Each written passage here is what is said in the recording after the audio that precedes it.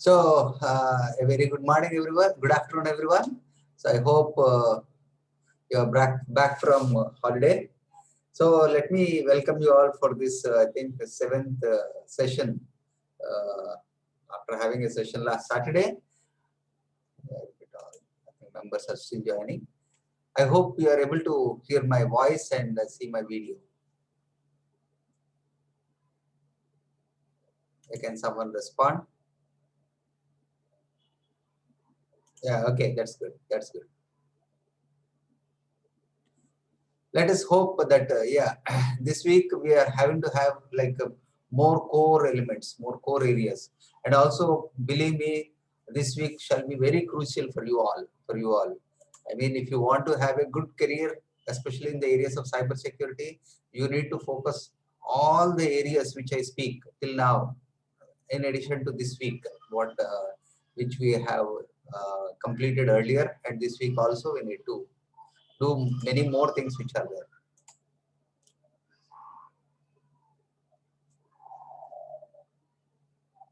So, okay. So just for let members are joining before we start our today's session, I wish to take some questions if you have. I'm happy that in the group I could see some members doing the exercises on, I think very few members, some 5 or 6 members who has done vulnerability analysis and also they have even attached the report. I'm happy for that. See, I think there are some difficulties, but still, please do that. Please do that. Still the day is not yet complete. We have many more topics to be covered.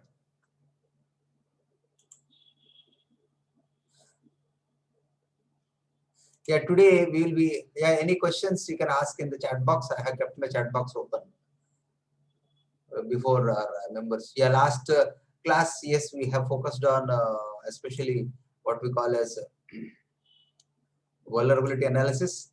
And also, of course, we have gone through various type of threats and attacks. Still more to come. I will revise for some of the few people in a brief way of last Saturday. So today also we will be having a good session on, the web attacks. Very, very interesting and very, these are the areas where we need to basically scan across. Like we will be focusing on various type of important web attacks. Okay, so Tanmay is asking a question. In case of flooding, we have changed our IP address, but still, how can our IP address be blacklisted? I'll tell you. You have changed your IP, you have changed your what we call as MAC address, everything. But still, your service provider can come to know. The destination person may not come to know all these things. See, thing is that I spoke about traceroute in between. Traceroute will identify all the routers in between, and it is the path of which the packets are flowing. Okay, in which the packets are flowing. If there are all of a sudden there are spurious traffic which is coming across from one particular IP, like in the like millions of packets coming across at a time. We saw that day. Even our system got hung for a period of time. It could not even perform any task. So even routers also will become like that. When these routers are monitored in such a way that one IP is coming with huge amount of traffic, they'll blacklist. So it's not one router. Much of the routers will be loaded with tons and tons of packets of this one, right? So naturally, when such type of traffic is coming, they'll come to know that this is something a kind of DOS attacks. So they'll blacklist. Okay, so this is how the DOS attacks comes into the picture. DOS attack. We saw how using HPing3, how you can, even you have another tool also, DOS HTTP also is there. You can work on Windows to perform that attack, but it is a demo version. Very few number of packets can go. But this one is HPing3 is a real time where you can send spoofed IP, spoofed MAC address, whatever it is, you can. Okay, so please, yeah. SIEM tools can help blocking DOS attacks. Yes, yes, definitely. I think the definition of SIEM, I'll let you know 1 second. SIEM.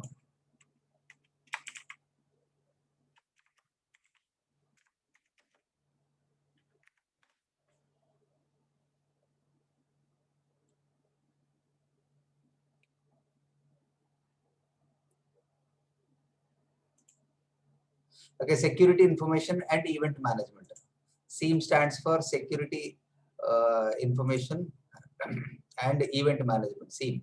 So yes, all the events are recorded or traced out. Yes, the SIEM tools can help blocking the DOS attacks. Yes, absolutely. That basically is a collection of tools which contains all the security, I mean, related tools.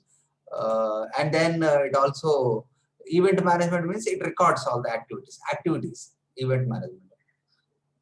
Yeah, is this clear, Devjit? Good that you asked us a question on this. I try to, yeah, based on logs, based on events, we call it events based on logs. You can take that also. If it is repetitive, yeah, it blocks. It blocks means who blocks? Generally, the servers will not be blocked or neither your service. At the router end itself, they'll block. At the head end equipment, they'll block. From the main service provider will be there. From there, it will be blocked. Or the country's gateways will be there, right? Country's gateway. That those things, I will. They will be taking up. They'll block. Yeah, your VPN server will block. Wherever it is, there is a public IP, right? There is a, if we change our location using VPN, yes, you can change it, but the outside traffic will be there, right? Your inside traffic also will be there. Your inside traffic is that your service provider gateway. One IP will be there, definite public IP. From there, the exit IP will be there. Your service provider will come to know who is using VPNs and etc. But he may not be able to access the traffic directly because it is encrypted. But the IP is flooding or not, the destination IP, destination also will come to know. Destination is the VPN destination.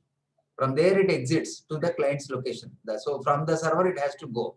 From the server it goes to the, again to the router, and then it comes to such type of activities. Okay, so yes, any other questions? Please do ask. I hope you have done a vulnerability analysis. So yes, the sir, very, yes, sir.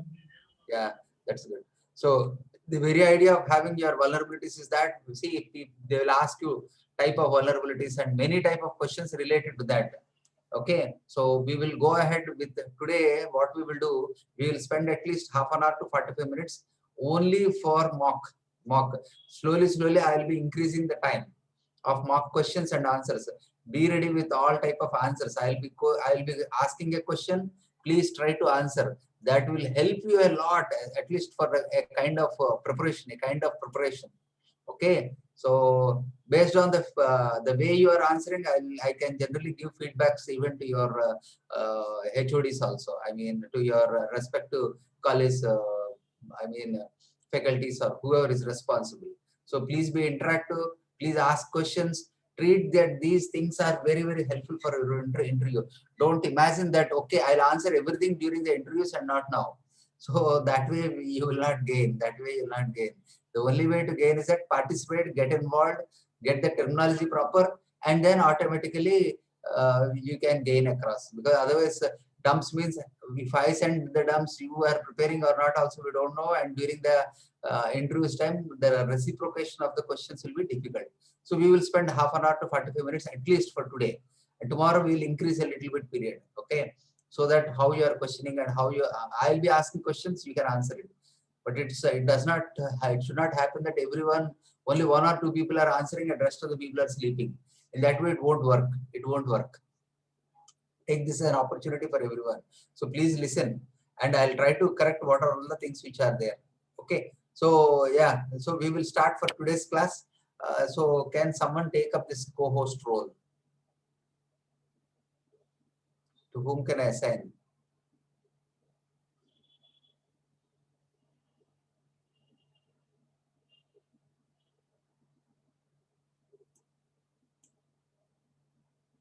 Someone can respond. Okay, Tejashvi, I'll make that.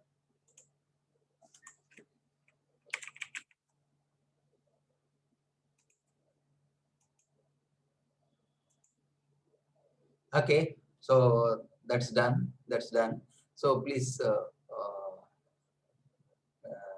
yeah, please, I mean, you can admit all the members. Okay, I'm sharing my screen.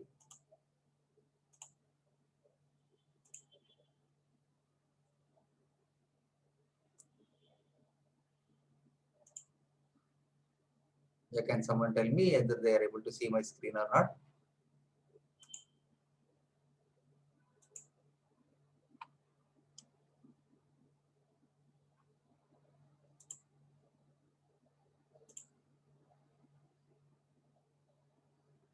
Okay, that's fine. So you are able to see.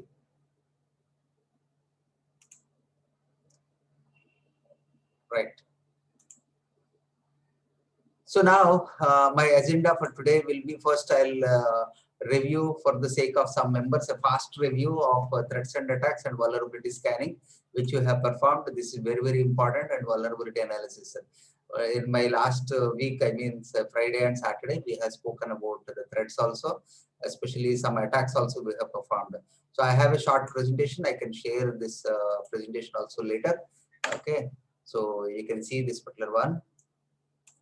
My presentation. Second, I will bring to the bottom. Yeah, threats and attacks. I'll not go through detailed. I'll go at a fast track because since these topics are covered. See, it's learning objective. Yeah, terminology. Please remember this one. What is vulnerability? Any weakness or fault. Threat, generic term of objects. Okay, people pose a potential danger. So one word, threat means potential danger. Vulnerability, weakness. Threat agent. Okay. Risk is probability, something which may or may not, or likeliness, whatever you say. Exposure, one second. Exposure, a successful attack. Okay, vector, how the attack was carried out, like a malicious email attachment or something like this. Okay, terminology, malware, authentication, authorization, incident means any happening we call as an incident, any happening which is abrupting the, what we call as incident means which is abrupting any service, that is called as an incident. Okay, malware, and of course these are all some of the threat we spoke about this. And of course information security, the threats to information security, these are all categories which are there. You can go through this one, act of human or failure, some of the threats which are there and examples which are given. Okay, so I'll quickly fast forward all this type of things. Anyway, I'm going to share this one as a the PPT, act of human or a failure, like deliberate access, absciousness of trespass. Please go through this one also. Shoulder surfing is also a social engineering attack. Please remember this one. This may be asked. Occurs everywhere. A person accessing confidentially. You go to a what we call as an bank ATM. You are trying to give PIN numbers. So people will be watching behind. These are called as shoulder surfing. So not only that, when you are typing in a public places, like you may be giving passcodes, or you may be even your friend may be waiting back behind or watching all the things what you are doing. Okay, like it can be passcodes or anything which is there. So please ensure that these things are, social engineering any kinds. Hackers use skill, okay, fraud, bypass controls, okay.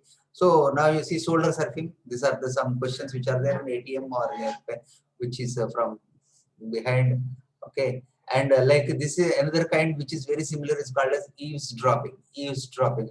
You might have heard about eavesdropping means keep leaving an ear somewhere and then talking with some other people.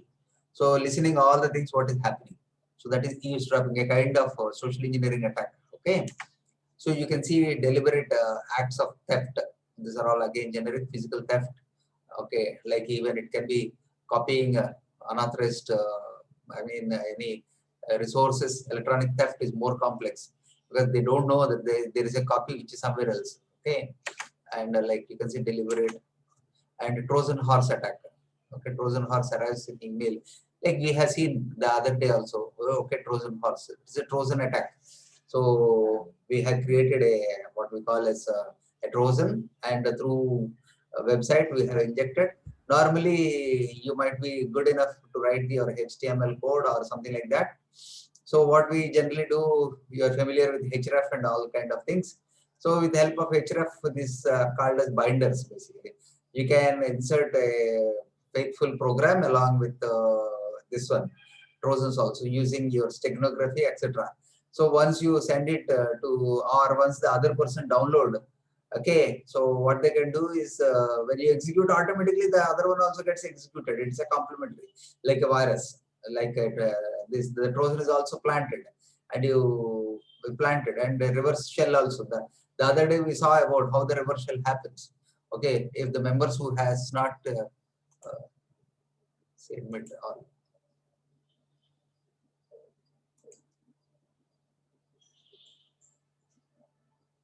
Okay, is there any message or?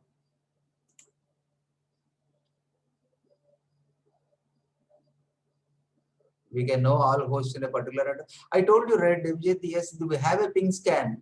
We have a ping scan. When you do a ping scan, you can get all the hosts in the network. I'll show you once again before I start. Okay. Otherwise, you can say CMD. I can do a ping scan. If you have a map, that is enough. That is enough. I hope you are able to see my screen. When you say ping scan and map, let me see the option // help. See a ping scan where it is.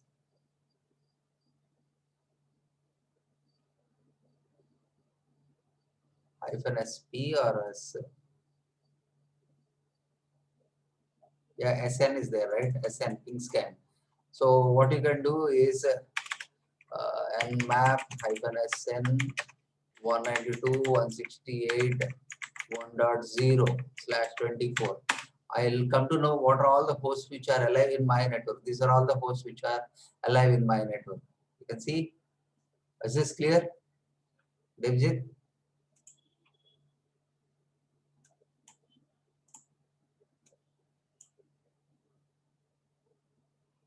Okay. So is this clear?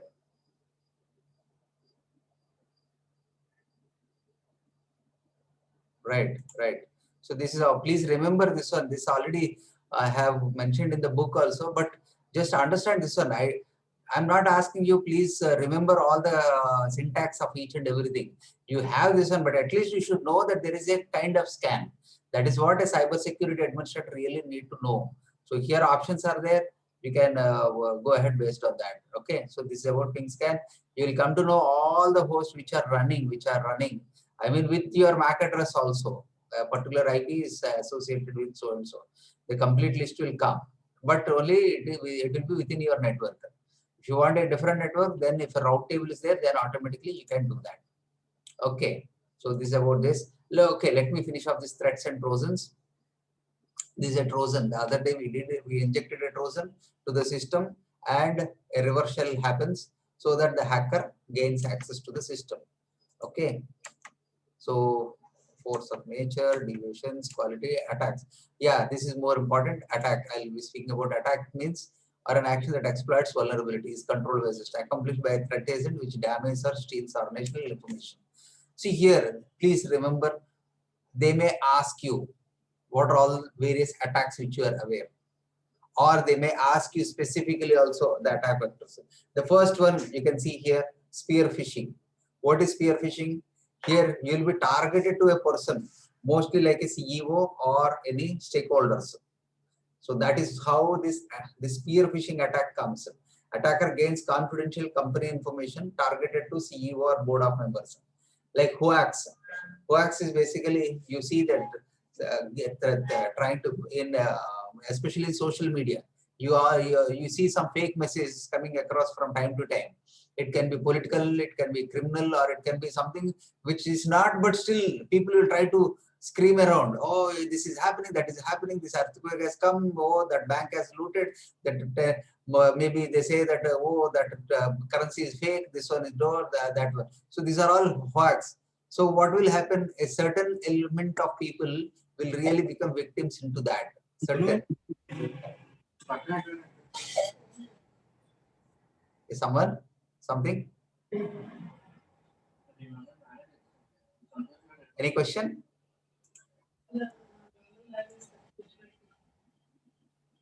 So if there are no questions, please mute yourself. Okay.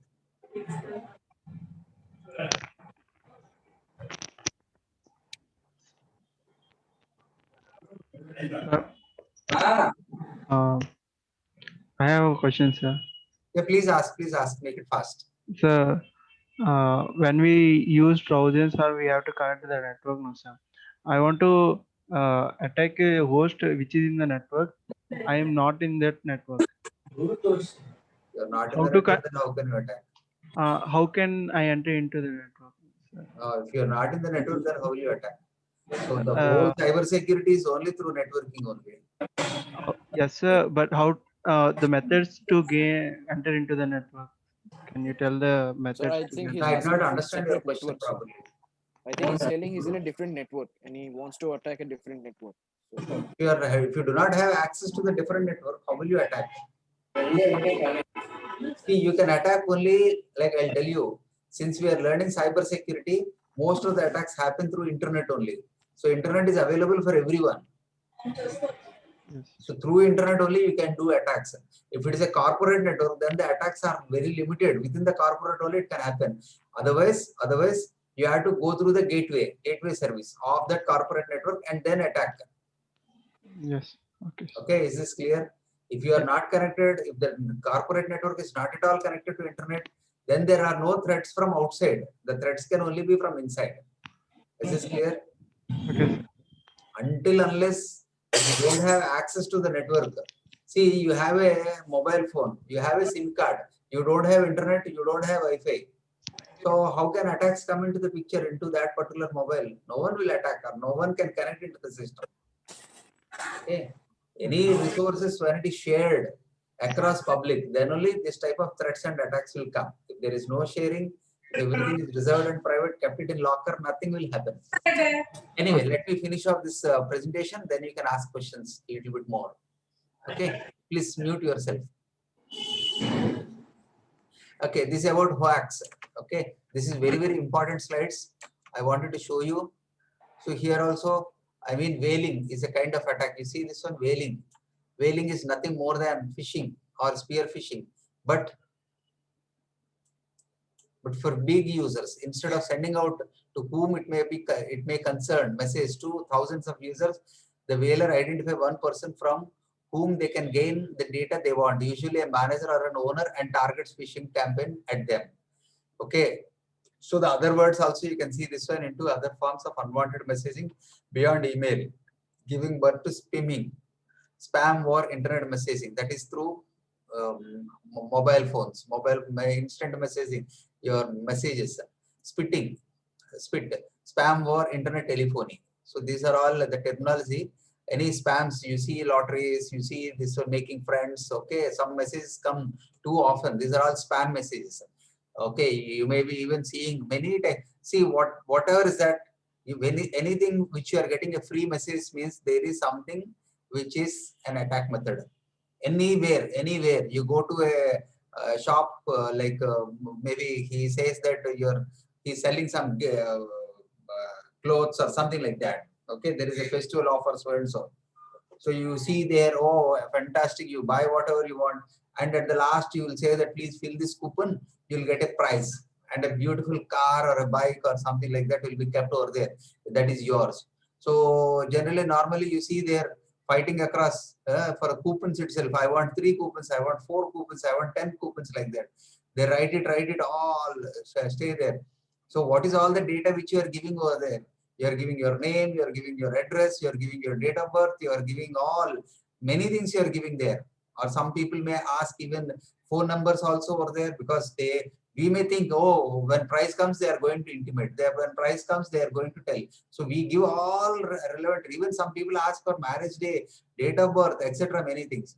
So you think this they are giving everything for free of cost? He's a businessman. He's doing business on behalf. So how can he give car and motorcycle, or what are the attractive gifts? So if he does like that daily like that, he'll be blacklisted the next day. So he'll not do such type of things. Only thing is that he's creating a database. First of all the middle class people whoever has come for buying into that particular, he's creating a database, and then next day onwards you will start getting messages or mails or something like that. And what he will do, he will create, okay, there are 1 lakh people of Vizag people, okay, these people, what they can do, they can sell it to someone else. Some XYZ person is coming. So how can he share? He will sell the same thing. Sir, I have 1 lakh records. You can buy it for 10,000 rupees. You can buy it for 20,000 rupees. So I have 10 lakh records of all the Vizag prospective phone numbers and all this thing. He will sell it. Forget about your getting prices and all this. Oh, something I'll get. No, no, nothing you'll get. Nothing you'll get. The person who has kept the car, he will take back. That is there. That is for sure. That is for sure. So all these things are only a kind of swimming and spitting attacks. Okay. You'll be next day onwards, you'll get sir, you want to get a club membership, sir, you want to buy a vehicle, we will provide loan, so you want to, sir, so and so. All you want to buy some house or something like that. These phones, from where they are getting? Like this only. So please be ensure that don't give any personal information over there. And another attack, I'll tell you, that is dangerous. That is dangerous. Suppose you have bought something inside. If you buy something only, they'll give you a coupon, first of all. So if you are using a swipe card, it can be a credit card or it can be a debit card. So inside you have made a transaction at a particular time. So that is recorded. Okay. What does the card contains? The information at the merchant. So your card number is there. The card validity also is there. And also card name also is there. Card transaction is also there. And outside you are giving other information like date of birth and your, what is that? The other things, your name and your address and other things which are there. So all information clubbed together, he can do whatever, he can hack your card. So this is why I said that don't go for free. If you want to buy, you like it, you buy it. Don't try it anyway. Never give personal information to anyone. In this world, there is nothing which is called as free. So that is what is the key line tag for all the security administrators. They have to understand. Not only security administrator, even users also needs to understand. There is nothing in this world which is free. Okay. Now the other kind of attacks, you see, this is phishing attack. We saw that phishing attack also. Of course, we can do it in social engineering. I mean, Facebook attack, the video I have presented. So URL phishing, okay, we see that we often misguide. The recent days, URL phishing is becoming a lot. See, even last 10-15 days, Dashara offers are coming. Oh, Amazon is coming, Flipkart is coming. Everyone, even JioMart is coming. Oh, people will start buying like anything. Not only this, in along with that, discounts are coming. So and so. These phishing sites also are coming. Someone will say that the same mobile phone which you saw somewhere else for about 13,000 or 15,000, this fellow will advertise in such a way that only 100 mobiles left. Okay, you buy it for only 4,999 only with so and so additional benefits. So what we will do, only 100 phones are there. I should be one of them. Then I'll try to buy. But those are all phishing websites. Those are not real websites. How can he give you when the price itself is around 14,000 or 15,000? He cannot give like that. So these are very risky sites. So phishing sites are, I mean, will try to mislead and it will take you to the attacker's website rather than taking it to the real websites. So later on we say that if we file a case or all these things are bullshit, your money is lost. So you have to be careful in that. So that is about phishing. And the other one next you see this farming attacks also are there. Attacker directly redirects name resolution entries from legitimate site to a fraudulent site. Okay, which is also a kind of phishing, but a little bit advanced. So from the DNS, from the router level itself, he will track you to the wrong site. The site can be a similar site. Like if I say about onlinesba.com, he'll just rename somewhere onlinesbl.com or something like that. He will trick you out. We may not really see that also. We may not really see the change. Sometimes the websites are long names with all extensions and URLs also will be there. So this type of things will be coming across. This is called as farming sites.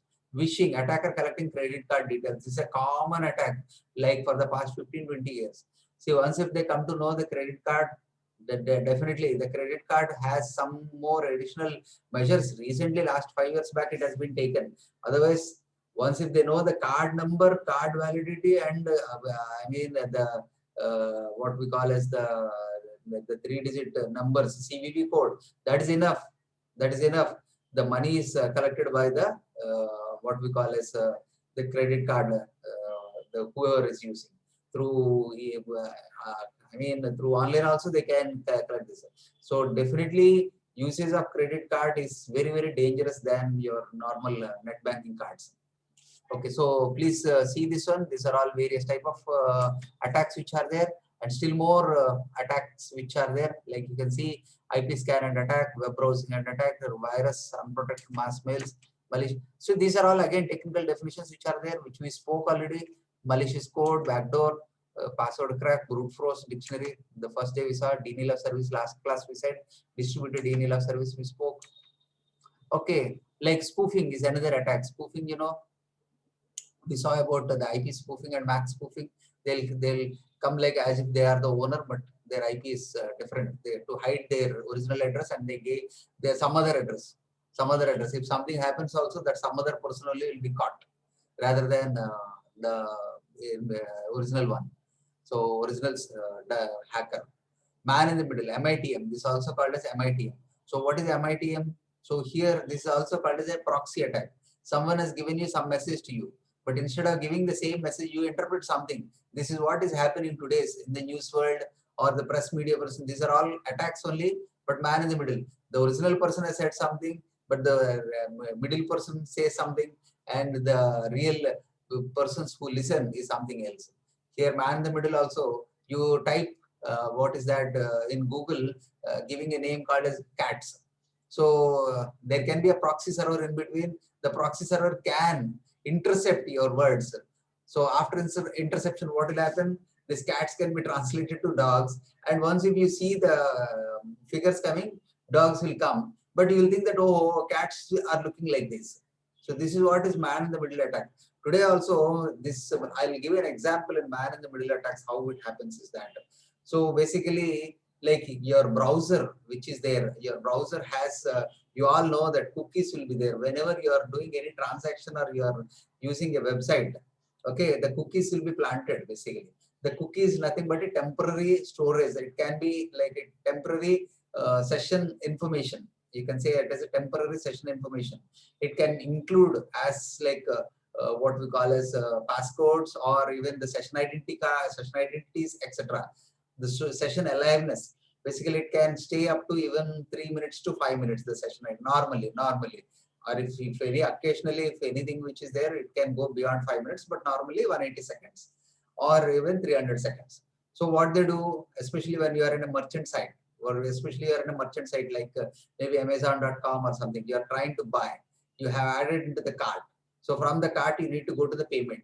So what you do, generally the site is kept aside and another site is opened from there itself. So this during that particular time, the site is kept as the site is what we call as the cookie is planted. So the cookie will go to the selected bank site which you have given. So from there the payment is deducted, and once the payment is done, then it is returned back to the original session saying that the session is done. So in this man in the middle attack, what they can do, they can edit the cookies and send it to the merchant. They can edit the cookies instead of please send or please transfer money of 5,500 rupees from so and so bank to so and so bank. This fellow can edit in such a way that please transmit, please send 55 rupees instead of 5500 to bank A to bank B. So it will perform that after your validations. I mean, like validations can come across like your passcode and the OTPs, etc. You do, but only 55. Once the session is done, what will happen? The message comes to the merchant saying that yes, transfer success. So he will start delivering. But when will the audit happen? Some other time. Then only he'll come to know. But by the time the product goes, so invoice is also generated. So this type of validations, if it is not there, this man in the middle attack happens a lot. And the merchant will collapse very easily. This type of attacks happened during 2013-14 a lot, but now no. Most of the members, like even if you can see this movie tickets, etc., where people were not aware of this man in the middle attack during that particular time. Even I saw many number of times. So everyone can book tickets, but need not pay any money. 1 rupee or 2 rupees you can pay as a formality. You can change it, and then your tickets are come. By the time you finish off the transaction, people will change the idea, and then they will watch the movie. Whole people about 2,000 rupees or something like that. So the tickets will be issued. So the theater person will not come to know all this thing. For him, transactions will come only after a later period. So things will be changed. So these things happened. I personally saw also. Even Your IRCTC also was one of the victim like that in the man in the middle attacks. But they don't reveal all the things. If they reveal, then 100 people came to know. Later on, it will be thousands and thousands, lakh people will start using it. This type of attacks are there. Spam, you know that, right? Any unwanted emails which come across and it sits into your system. Okay, so unsolicited commercial emails, more nuisance than attack. So these are headache, but sometimes what happens is that genuine messages also come and sits. The spam occurs into this. So these are all some of the attacks which are there. Oh, okay, some more terminology is there. Mail bombing, also like denial of service. Please remember, at least for the interview sake, very important. Mail bombing. Okay, attack. In here, attacker routes large quantities of emails to a target. One person will be sent lot of. You know, he's a CEO. He doesn't want to see some messages of so and so critical. So on that day itself, they'll start bombing all messages so that all the messages go. Sometimes if the spam filter is there, then it will go and reaches in the spam. Otherwise, it will be in the inbox. Sniffers.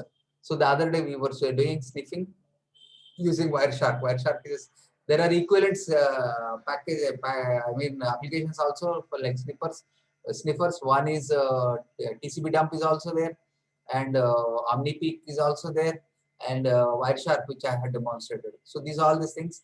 The packets come across, the packets sniff it. Sniffing means seeing the header contents and then trying to figure out what all things are there in that. Social engineering. So we saw about social engineering also. Like the best thing is that phishing attacks also happen through social engineering. I mean, they look like friends along with you. They sit across to you. They speak all the things trying to gain information. Gaining more information along, like insider, outsider, all kind of things are there in this attack.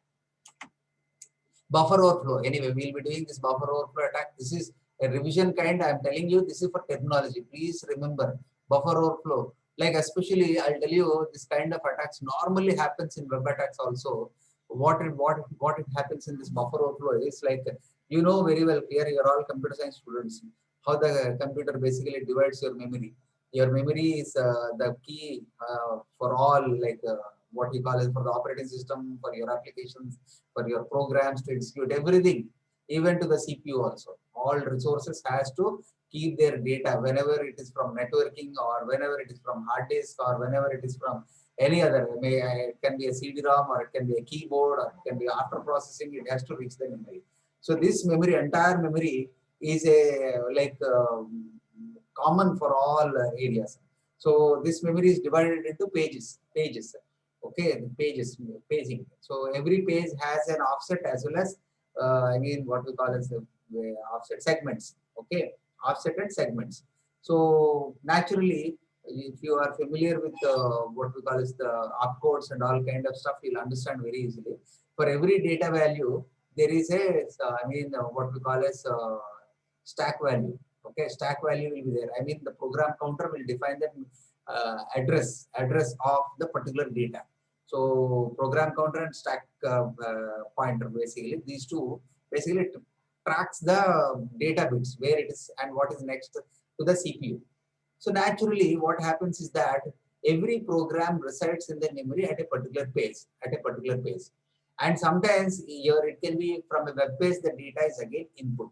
Like you can create a form.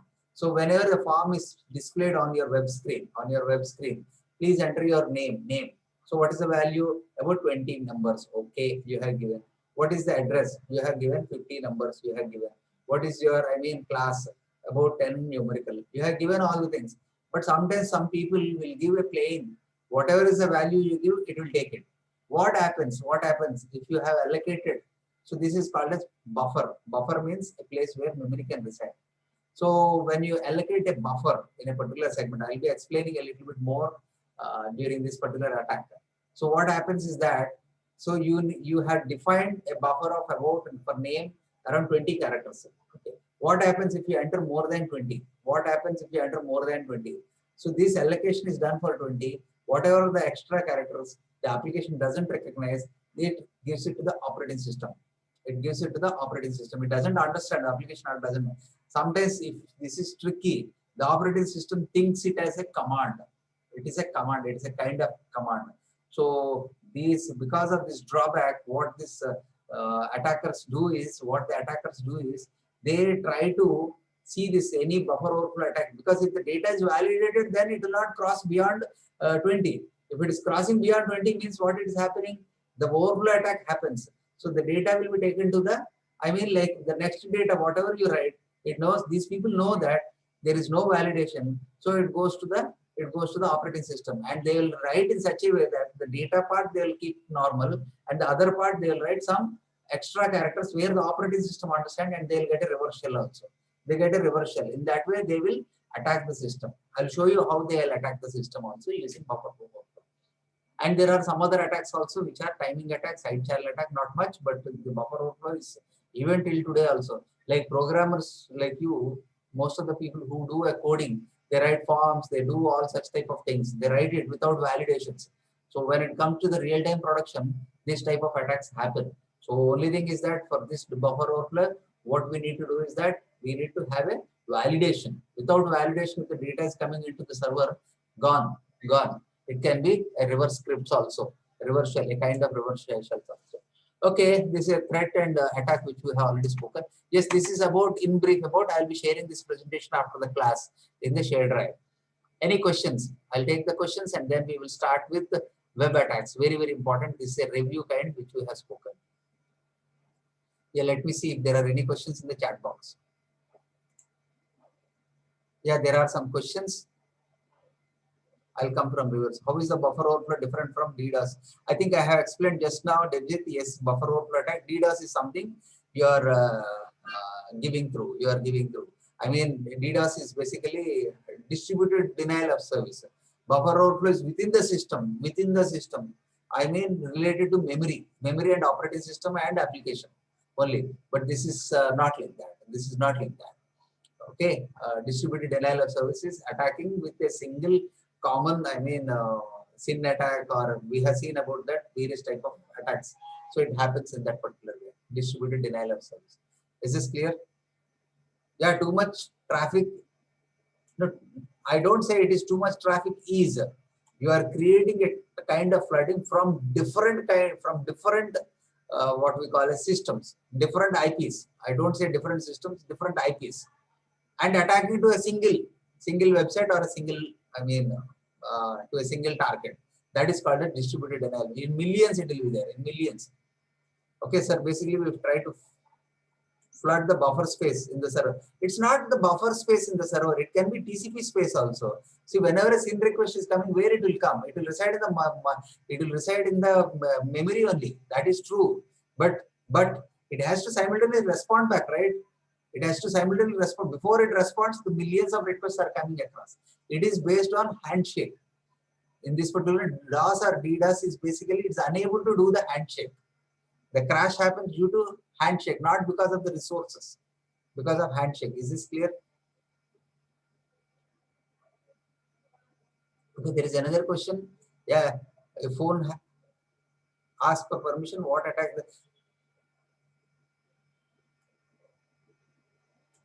Now, what attack this comes under influence of currency? And mobile companies claim that it has security patch and it prevented those from. See, no one can claim that we have given permissions to all the fraudulent sites. No, that mobile companies or anyone will not come to know who are all the fraud. If they come to know, then only they can block it. If they come to know, then only they'll block it. Otherwise, they're not, based on the requests which are coming across, or based on the what we call as complaints which they get. Otherwise, no. Like APKs or AP, whatever is there, which are there, they come to know that these are not tested properly or something like that. You have a Google apps. Most of the apps are trusted, or 95%, but still there can be 1 or 2% apps which may not be tested also. So for that, Google is not supposed to be blamed. So suppose if you are hacked by a victim, so I have downloaded from a Play Store, so I'll sue that Play Store means no, sorry, they will not accept. They will not accept. The only thing is that you have to judge yourself. You have to judge. The final judgment is only me. If they see, attacker, whoever attacks, he will only do attacks for his personal gain, and he knows the consequences also. Without knowing the consequences, attacker will never try to do any type of attacks. So he will always be in a safe. I'll tell you one more example also. There are some kind of attackers. They'll say that you have received a prize, you have received a parcel from United Kingdom worth of something like 10 billions pounds, something. They will not know also. It is lying in the what we call as the seaport, which is there with the customs. The only thing you have to just pay for the formalities to bring the packet to your location. This type of message you get. So what do you think? Oh, 1 million. Who is the person who is going to give you 1 million or 10 million pounds to you? There is no one, but they'll come like that attackers. If you are, oh, really, someone is giving me 10 millions worth of money, probably my great grandfathers has done some social service. They are sending in this, but nothing like that. Nothing like that. So what they do generally, these people, these are fraudulents. Maybe next to your house or maybe next to your city also. We don't know where they are. They are very clever. They'll not give their bank details. I'm telling you, they'll not give their bank details to provide. Even if you're ready also, they'll catch a victim. They'll catch a victim in somewhere, maybe Hyderabad or somewhere, maybe Chennai or somewhere in Pune or somewhere in Mumbai. They'll say that one of my friend wants to deposit about 50,000 rupees. I'll give you a share of 5,000 rupees. Please give me 45,000. Once you are deposited, please give me. So he'll monitor you. He'll monitor you. The time when you deposit 50,000 in his account, he'll immediately withdraw 45,000 and he'll give back that 45,000. So if any time he is caught, he will not be. The original person will say, no, someone has called me. He said that he's going to deposit 50,000 rupees. He asked me commission of 45. So for that 5,000 only, I did like that. So all these things attacker will take care so that he's very clean. He's Mr. Clean. So who is that person also? That mobile phone, nothing will be answered. Nothing will be answered. This type of attackers are very, very clear. Please be careful. Is this clear about this DDoS? Debjit? So the availability is compromised in DDoS, and yes, absolutely, the availability is compromised if the DDoS and DDoS kind of attacks happen. Yeah, to crash a server by diverting too much of traffic. Absolutely, this is a kind of effects which you see in DDoS attacks. Okay, so you see, basically we try to flood the buffer space. No, buffer space you cannot flood it. You can only overload. I mean, if you are giving more commands or more access, see how much is the buffer which will be there. I'll show you. The buffer will be very, very little. If you are giving 20 space characters, what is the buffer? Maybe 5 or 6 characters buffer will be there. That will be overloaded. Okay, so how do we spoof IP? The other day we saw, right? Other day we saw even with HPing also we can spoof IP. There are tools. You can ask, there are tools also spoofing IPs. Okay. So whaling different, yes, you saw that, right? Spear phishing is targeting only one person, a CEO or something like that. Does the Trojan begin executing when we download and open Stego files? Sorry, no, it doesn't open on its own. When you execute only, it becomes. So Stegos can have what we call as can have, I mean, a file inside a file, a legitimate file. We call as what we call as binders. We call it binders. One program is there, within that 2 programs will be there. Once you execute one, the 2 will be executed. Those are called as binders. Binders can be sent across Stegos using Stegos, right? So directly, one file is that the other day we saw about stealth also, the file opens, but it will not be executed. File can be extracted, but it cannot be executed. Okay, so this is all about today's, the things which we have discussed last week. Okay, there is one more. Worms have the ability to damage without executing. Yeah, not only that, without executing the worms, virus also same. Even virus enters into your damage can be different. See, even if you say Trojans also, it needs to be executed. There it needs to be executed. Okay, I do agree. Virus also, it transfers from one system to another system in an executed manner only. So worms and virus, both of them are very similar to, but a little difference is there. Okay. So, but other than that, these both of them are malicious. Okay. Now let me move ahead to today's topic. Okay. And then I'll take up again questions. Okay. So today's topic, I'll start with web attacks.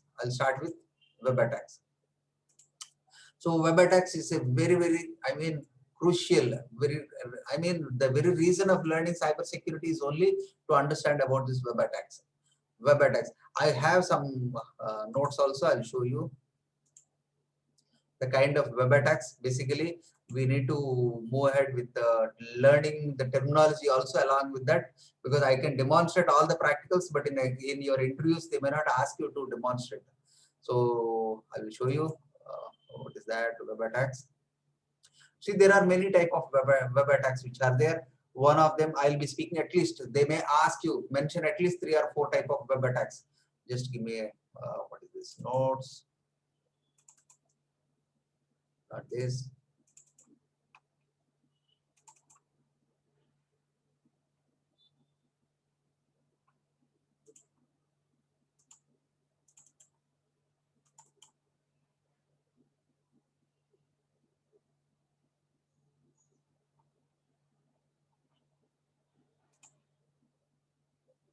One second, give me some time.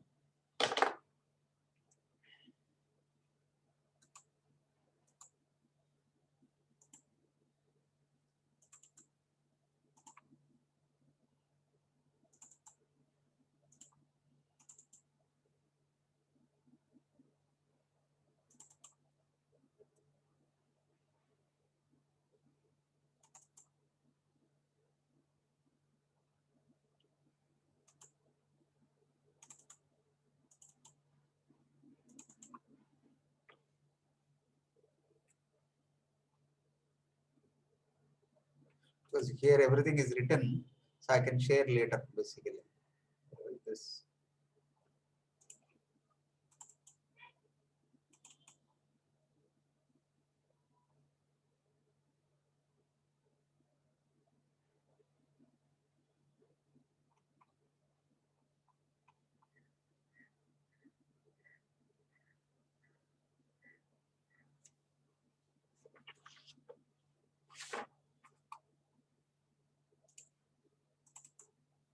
Here itself it should be there.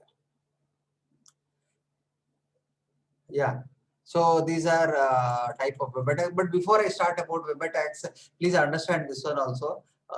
There are whenever you open your browser and see this any error codes, HTTP protocol is 80, web page codes which are there. You are familiar, but still remember this one.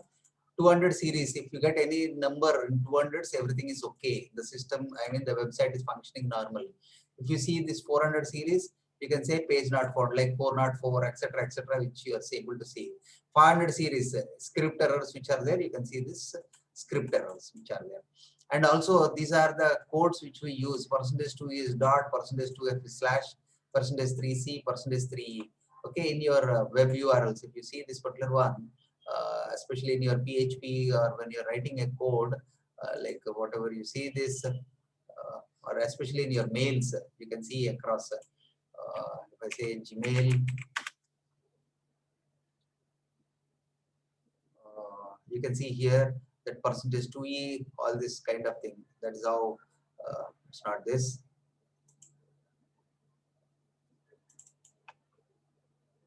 Okay. Anyway, I'll be showing you later.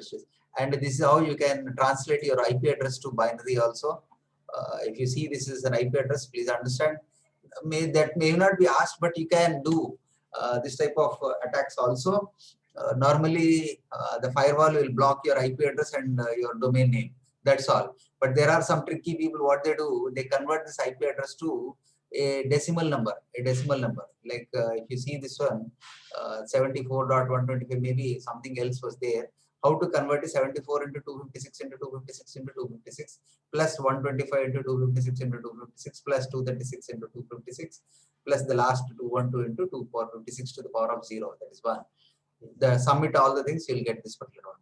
So this one way of bypassing the firewall. Firewall will not come to know this particular one. Or you have online translators also, where you can go to this particular one and say Google IP address to decimal, okay, number. This is also another way of evading, okay, ultimate IP to decimal. You write the IP, automatically you'll get the number. You'll get the number. Suppose if I say google.com IP, I mean, where is this? CMD. Where is this ping? Google.com. And I'll say as -4. So I have this IP. I have this IP.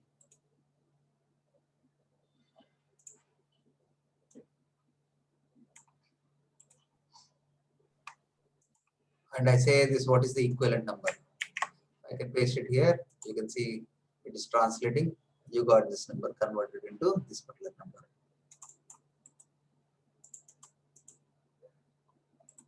You say copy, and what you can do, you can paste it here.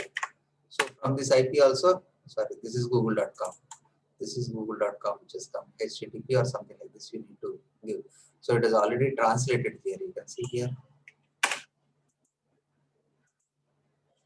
Then it will come like this. Otherwise, you can give HTTP / and your decimal number. And your decimal number. It will come. It will come automatically. It will await the firewall, and in return it will be translated. Your DNS server will translate. So this is one way of attack. Attackers will not come to know. If your country has blacklisted that particular blacklisted the website, if you know the IP address, you translate it and then you can come back. You can come back. Okay, this is another way. So now coming back to web attacks. See, the main important elements for us to know. I'll be demonstrating this cross script.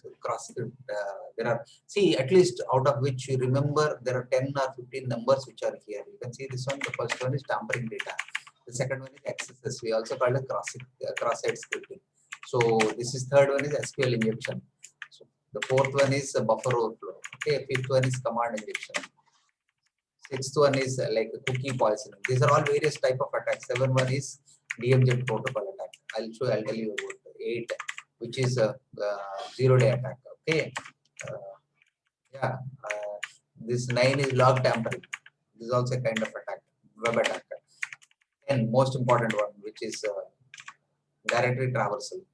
Okay, some of them are not that much, but some impact is not that much, but some of them has a very high impact.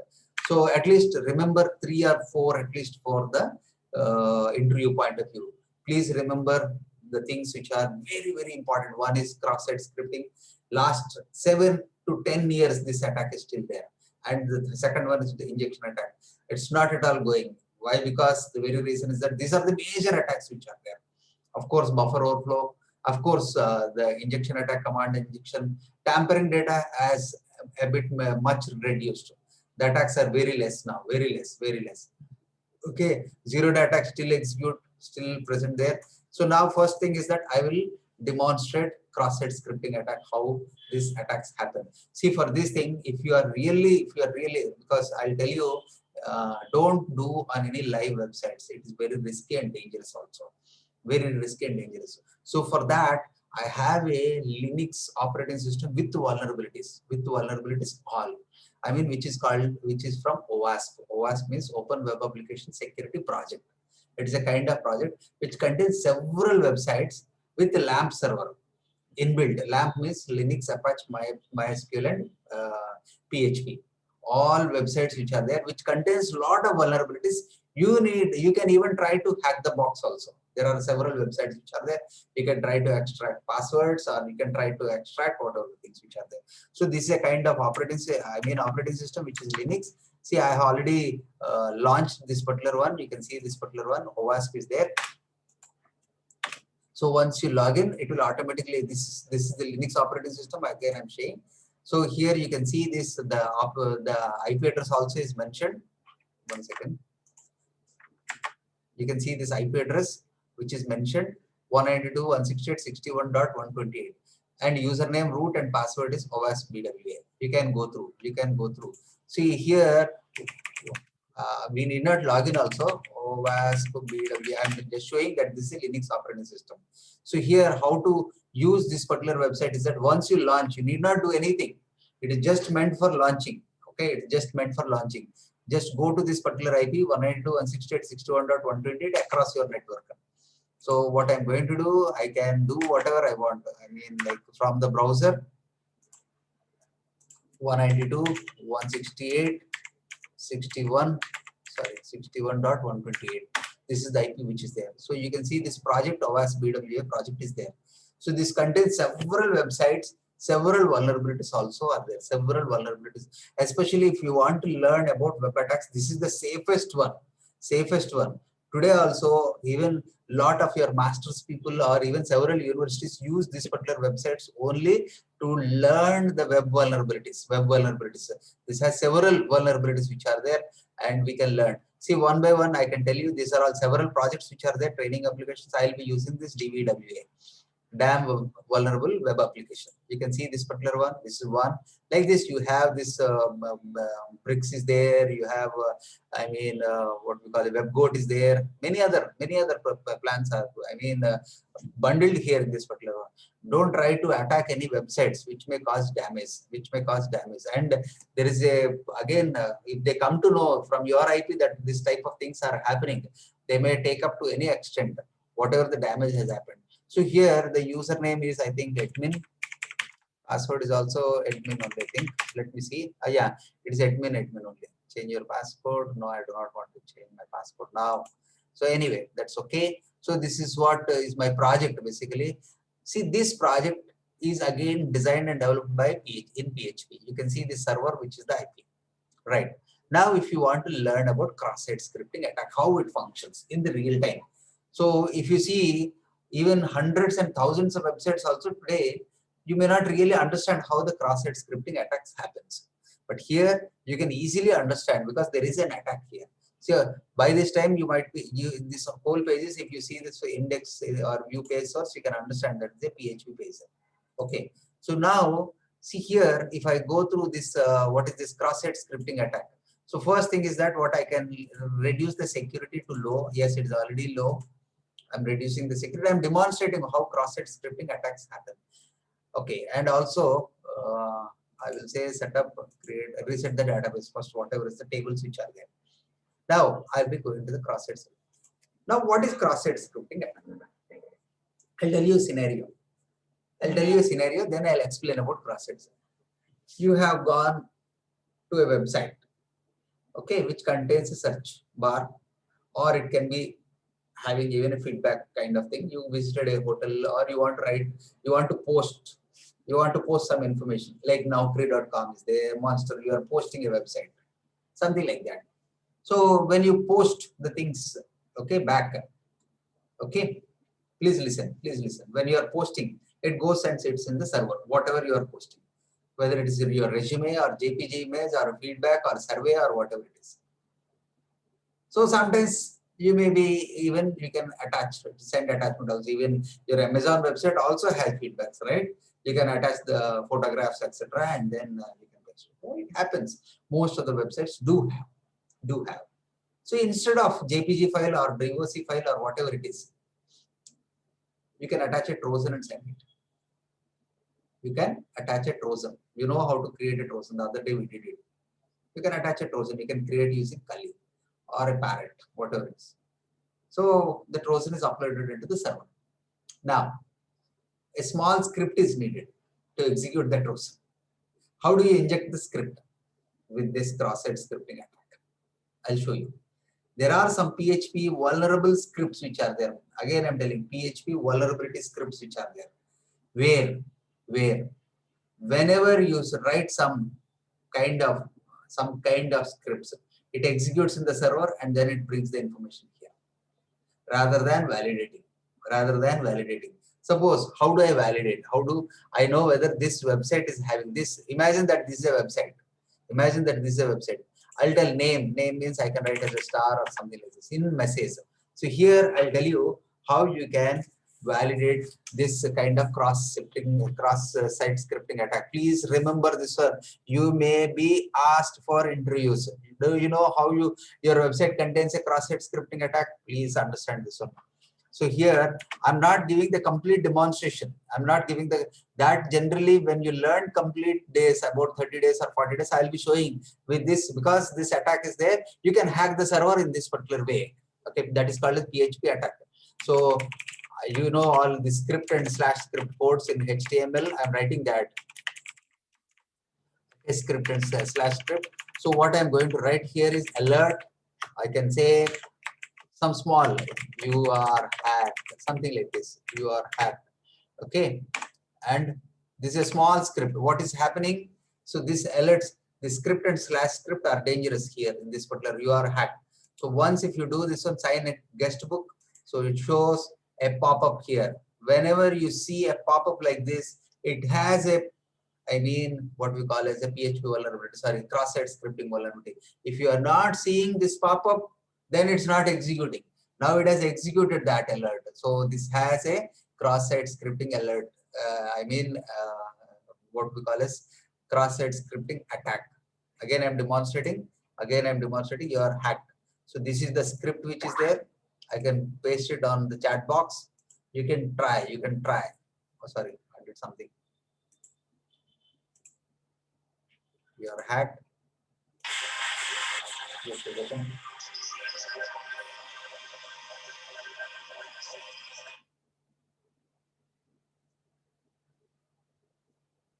Once again. Okay, this is silent. Again, I'm writing script / script. Sorry, where is this? Alert. You are hacked. Or some message or hacked or something like this. Testing or hacked, something. Whatever message you write here, if it is giving as a pop-up, if it is coming as a pop-up, then it has, this is a testing methodology, whether your website is having a cross-site scripting attack or not. Okay, same thing here, hacked, this message has come. So this has, you can try in any messages, anywhere. If you are returning with a pop-up, it has a cross-site scripting attack. So this is how you can understand. So how will you attack the server? Oh, you can create a Trojan, inject there, and then create a backdoor and write further more scripts here, and then you get a backdoor to the system. It can be done. Generally, I teach in a full form of a course. But here, you need to understand about how this cross-site scripting vulnerability really affects. Okay, where do you really use this one? Go to any website. Go to any website, like even maybe Amazon.com or maybe any website. Most of the website which collects the feedbacks or reviews or kind of anything. Naukri.com. Okay. So here you see, what we call as a bar, search bar or something like this, where you can even post your resumes, etc. Okay, recruiters browse. When you see this particular one, if you write the same thing script, it should not execute. If it is executing, then it is having alert. Alert.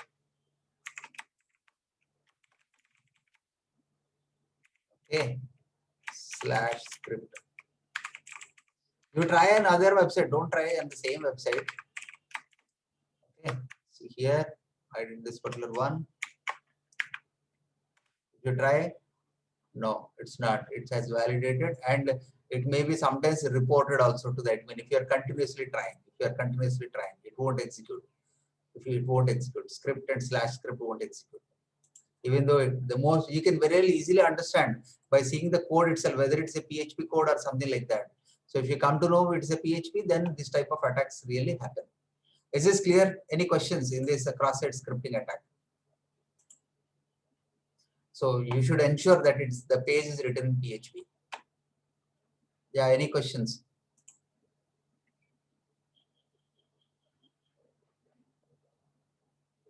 So if it's not PHP, that you should know the code.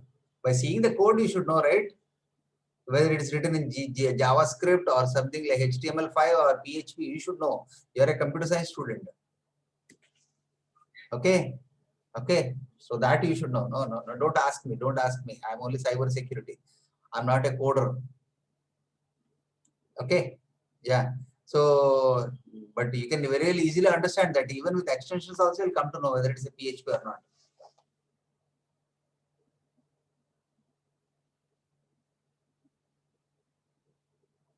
No, don't send any private messages. Write it in the public forum. Then only I'll answer next time onwards. Don't write anything. Don't write. I'll not answer. Please, mention the DVWF website link. See, you can directly download DVF website. Otherwise, there is 1 GB. I'll place it in the this one, what we call as in this particular what we call as share drive. You can download that entire Unix, extract it. It contains DVWF project also. Okay, one of the project. Otherwise, You can say simply dvwa download. You should be able to get dvwa download. It is available even in Git also. Okay, co.uk, you can download this one. Even it can be hosted on a Windows site also, but provided you should have the LAMP or WAMP. There it is a WAMP, Windows, Apache, MySQL, and PHP. All this kind of tools needed. But here it is loaded already. Here it is loaded already. Is this clear? Yeah. Please ask questions only in a public forum, not privately. Once again, I'm mentioning. Where is this?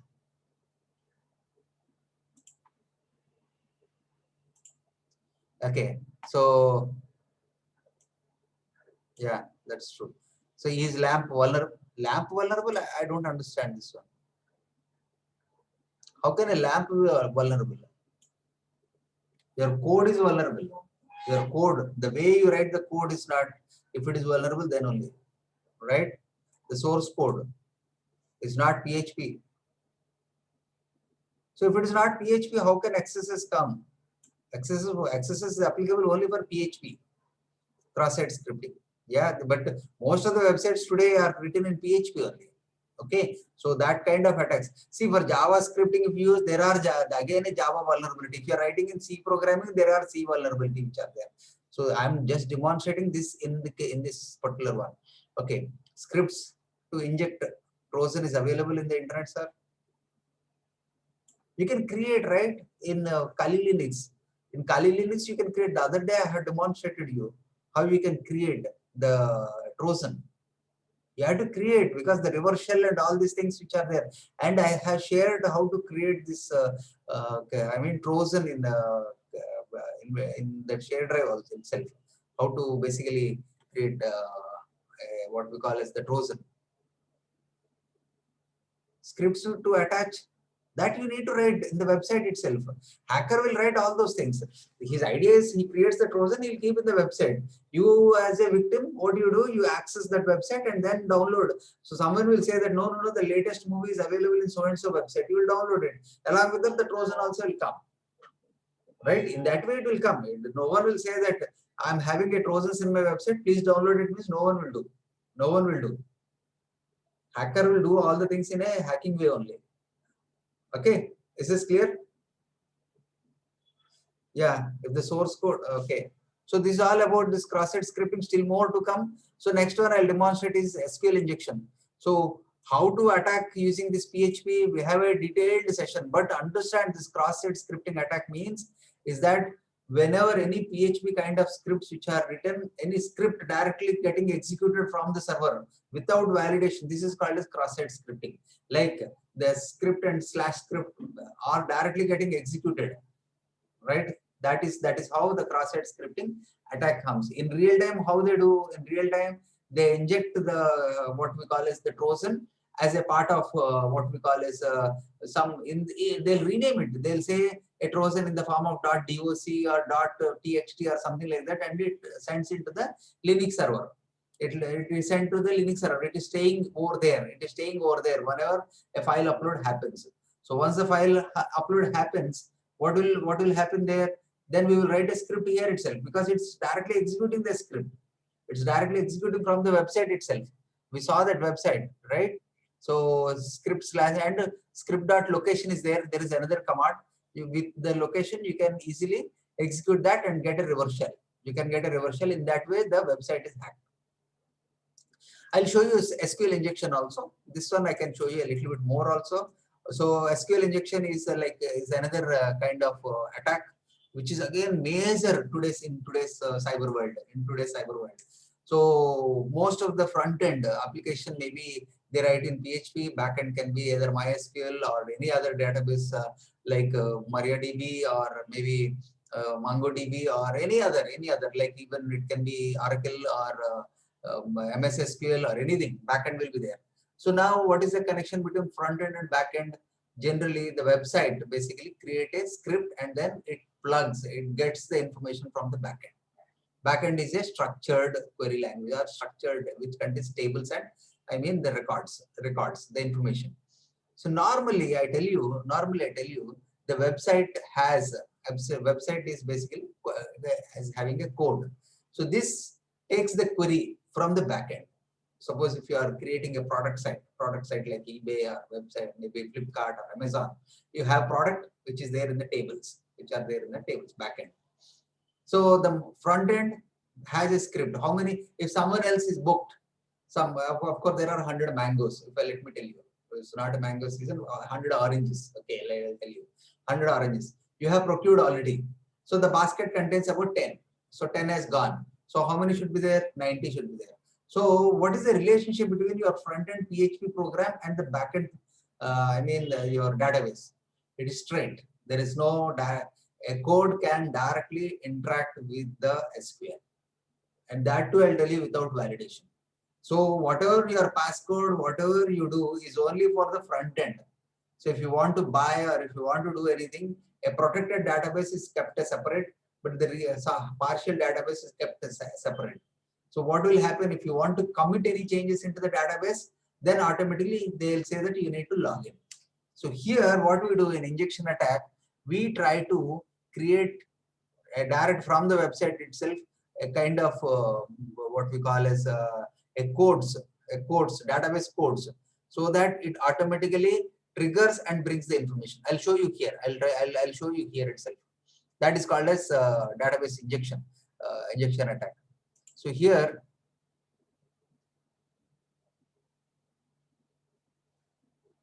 the scripts to attach the Trojan. I think we mentioned that. Okay, anyway, let me move ahead with that and I'll take questions. So here, this damn DVW is there. This is for cross-site scripting. Okay, I'm resetting the table, not this. Setup, I'm resetting the tables. Okay, so now go for SQL injection. So here, SQL injection is there. Here, when you say user ID, you can, I'll tell you how this real-time works also. I'll be showing you. There is a demo website also, how you can attack this particular one. Okay. In this SQL injection, what you can do, there is, I'll tell you the code for testing whether SQL injection is there or not. I'm writing here. So what it does means, like quote, single quote. They may ask you also for testing SQL injection whether you single quote or double quote or hash or something like that. It is single quote, space, or okay, x equal to x. What does this mean? What does this mean? I'll tell you. There is a detailed information on this. When you say this meaning, it will translate. Your web page will understand as this one, but internally your database will understand as select asterisk from EMP where username equal to null and password equal to null. This is what is translated here. X equal to X or 1 equal to 1, 2 equal to 2, whatever it is. When it says that in this way, if it returns back, it says that the script which is executed is this particular one. I can show you even there is a one website also. I'll tell you. I'll show you. You can try parallelly along with me. Demo.testfire.net /bank/main.aspx. This is mainly for you people to test. This is a demo site. Again, I'm telling you, this is a demo site. Okay, for SQL injection for you. So this looks a website, absolutely fine. Okay, username is not known, password is not known. But how will I enter? You see, how will I enter? You see. So just now I was showing you this particular one. Okay, just copy this one. Just copy this one. This code. Copy. Just paste it here. Username can be anything. I'm just leaving it there. Password should be as it is. The same one I'm copying. You can see this login. I have logged into the site. Okay. You see this one? And you can do your activities. Because how did we log in? Because it contains SQL injection. This site has, this is a demo site which contains SQL injection. So what does it did? It only queried the database saying that your username is null and password is null. So therefore, what should I do? Okay, login. Okay, login on. It has given. You see this one. Okay, you are even with credit card limit of $10,000. This is all demo site. You can view your account summary, you all this thing which is there, your activities and all these things happen. So believe me, how you can avoid this kind of injection attacks? How you can avoid injection attacks? That also may be question. So the only way you can avoid the injection attacks is by validation. By validation, I'll tell you this one, by validation. If you do this type of code should not come, then only the site will not be accessible to the thing. Validation should be there, input validation should be there. So same thing applies here also. If I say like this, if it executes, yeah, it is coming all the usernames and the information which is coming. This is, but anyway, I wanted to show you SQL vulnerability also. Let me see through Kali Linux. I have a Kali Linux. I have a tool called as SQL map, which is again a vulnerability tool, vulnerability analysis tool. So I know that this site has vulnerabilities. This is a Linux which we are doing. This is a website. I wanted to do a scan or a vulnerability scan using SQL map, which is again a vulnerability scanning tool. Okay, root once again. And figure out all the username and passwords which are used for that particular site. You see this one.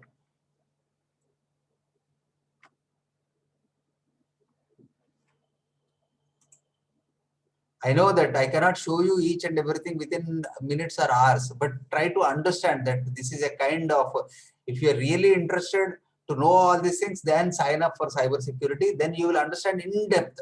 Okay, once you are selected also with fundamental knowledge of what you are having, you will be given an option of going for a detailed training, and then you can work across the. They know very well the very kind of interview which they are taking is only fundamental and essential. They will not ask you in depth, but at least you should have some basic knowledge. You should have some basic knowledge. So here, let me tell you what is this IP address 192.168.61.128. I need to note down somewhere. I'll write it so that I can make use 192. 168.161.128. It's not a regular IP which has come 192.168.61.128. Okay. So I noted down. I'll try to. So I'm again telling you what I'm doing. I'm basically trying to do all the website. The website is here. The website is here. This is what 128 is hosted across. You have several projects. You have several projects here. So I'm trying to figure out each and every project, what are all the backends and usernames and all the SQL passwords which are there. So I don't know any of the passwords. I only know one is admin and admin. That's all for DBWA. Let me figure out what are all the other things which are there. So this is what which happens if you basically go through this SQL map and Kali Linux. Okay, I'll just show you. Please. Yeah. Okay, so I'll make the screen full screen. I hope everyone is able to see me, see this screen. Okay, so I have a command called as SQL map. SQL map. Let me see whether it is functioning or not. If that doesn't work, then we cannot be able to do. Yes, it's functioning. It's functioning. SQL map is again a vulnerability analysis tool for SQL injection kind of attacks. Okay, so what I'm going to do, SQL map. SQL map. Maybe what I can do, I can also open a web page. I can also open a web page on bricks or something like this. This also has one kind of what we call as bricks, login pages, content pages. Any one of the page you take, any one of the page. So you see this particular page, you take this ID, you say a copy, okay, this particular one. Okay, any of this, one page, one sample page will definitely understand. I'm just showing you. Okay, what I can do is where is this? Okay, so SQL map -u. This is the standard syntax, and let me say, I can say paste. Oh, sorry, it's not coming here. What is this IP? 1.28, right? I'll try to log in through putty.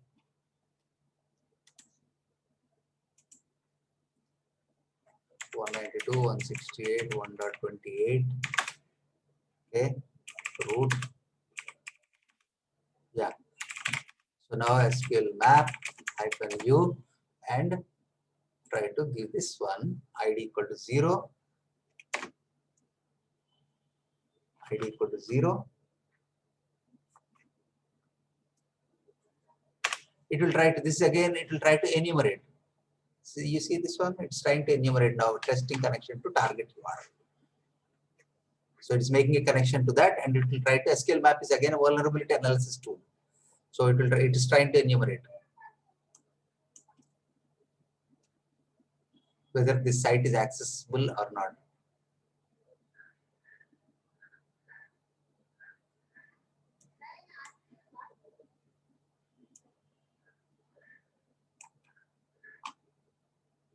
Unable to connect it to the target. I think is there somewhere, somewhere it's blocking. I think I'll disable the firewall for some period of time, because 3389 port may not be allowed.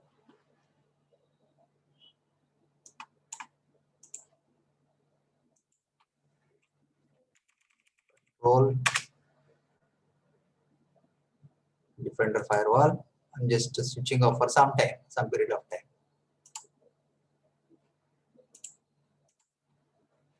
Okay.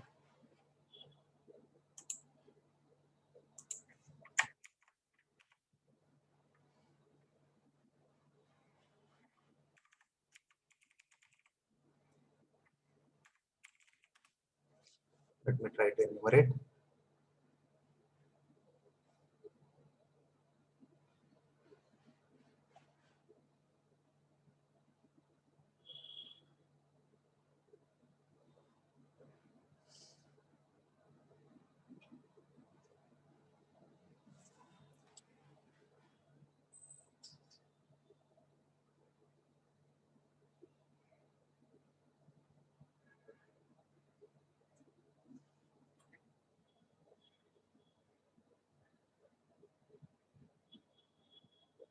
Connection timed out. I think it's not detecting the URL properly.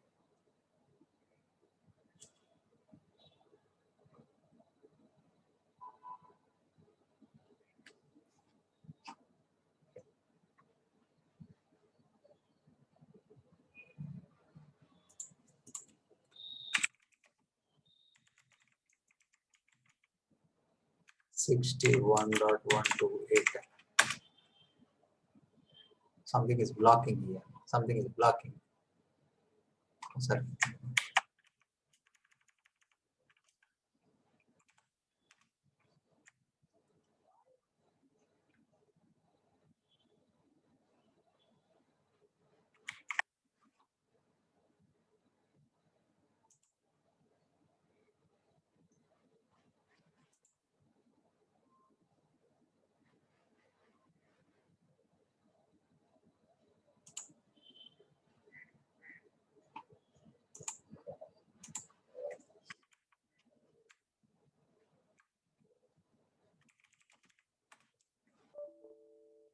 Anyway, I'll show you that. I'll show you that. Leave it.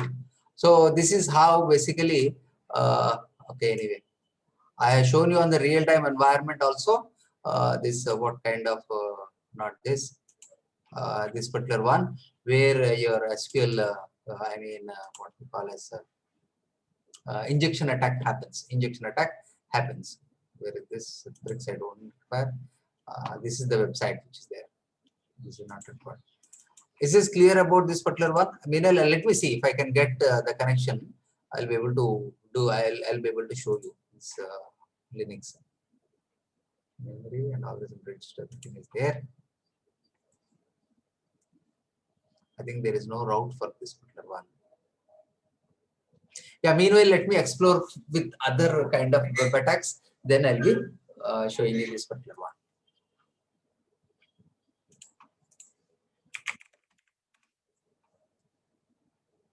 or maybe this is not routed to that particular system. Only the website has been routed, but not the other ports.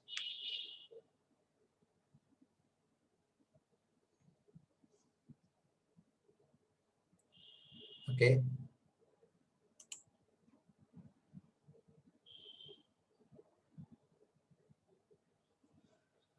I will place this operating system in case if you are anyone who is enthusiast, they can download this 1 GB or 1.2 GB is there. This contain all, I mean, the main important resources, like your LAMP is built in Linux, Apache, MySQL, and PHP. Okay, and the second thing is vulnerability websites are there, especially your DBWA and of course bricks and maybe the other kind. I need to get a proper IP. If I get a proper IP, I should be able to do. Again, it has given 61.128 only. So we need to see. Anyway, that is about this what we call as this SQL injection. That is about, in short, about SQL injection, where you can get even vulnerabilities using the vulnerability map. You can even extract all kind of using SQL map, all kind of username and passcodes. I thought of demonstrating, but anyway, there are some bottlenecks which are there. I'll show you now this buffer overflow attack. This again, I just now I was explaining about buffer overflow is a kind of memory resident program. So here I'll be showing in Kali Linux itself. I'll log in as Kali Linux.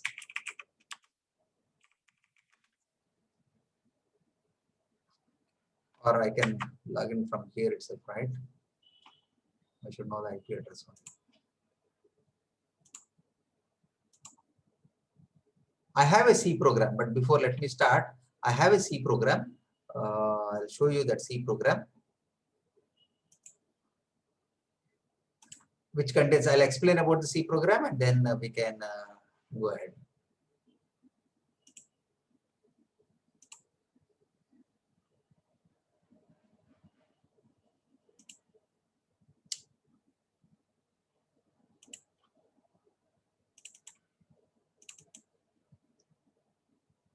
There is a C program here, I'll show you.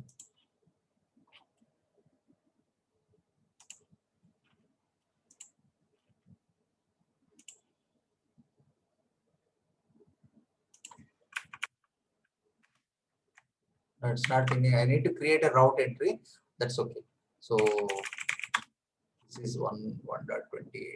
I'll log in from here.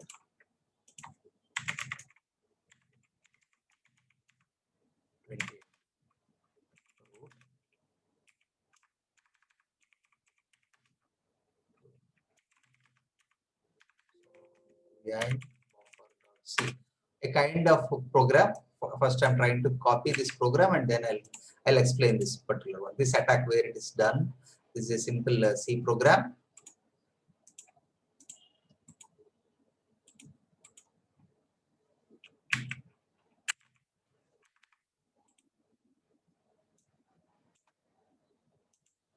Copy.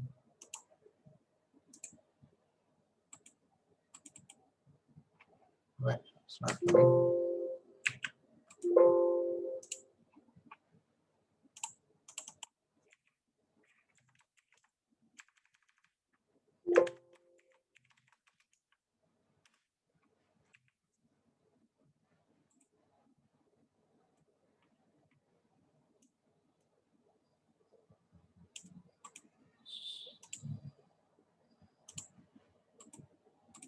It's not pasting. I need to write it.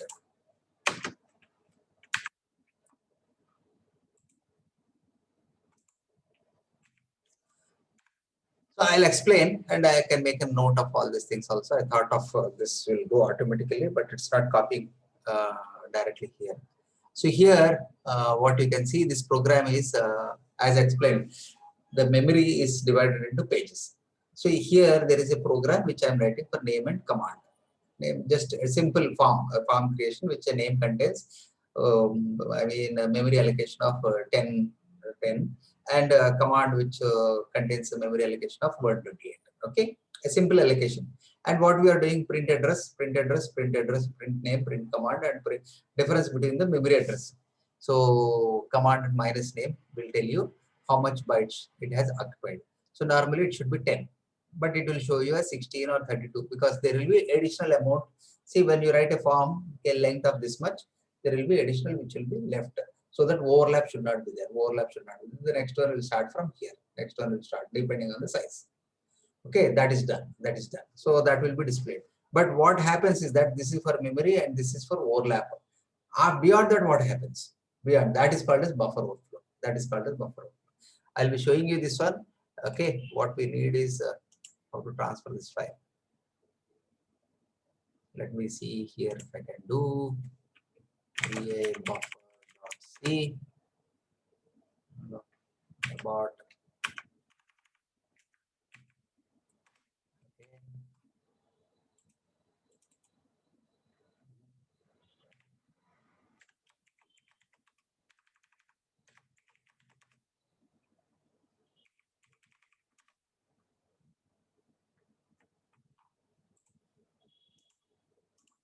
No, it's not taking directly. I'm sorry, I need to type it.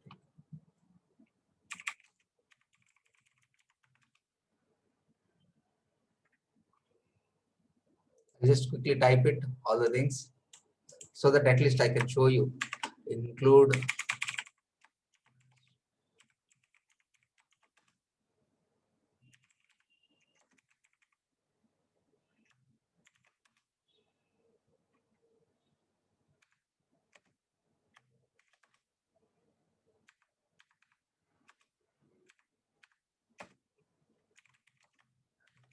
name, declaring name equal to character. Okay, malloc 10 command equal to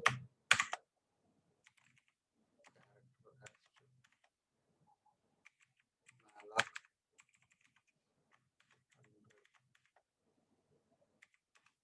Okay, printf address is colon percentage d. You have to define the memory address here. Okay, /n and give the name. Sorry, semicolon.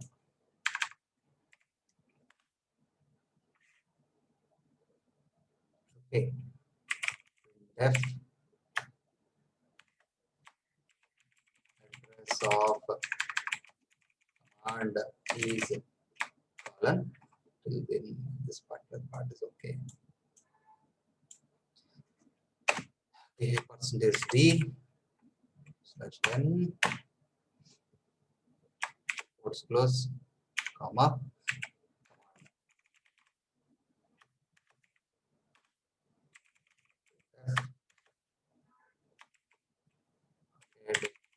difference between addresses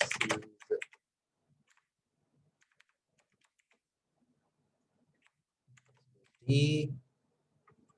/n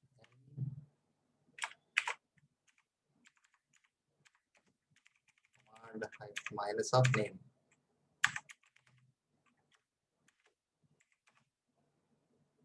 Okay, printf enter your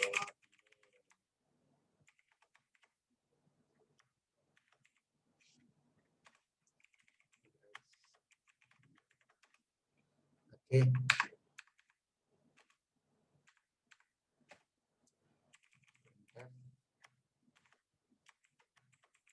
Oh,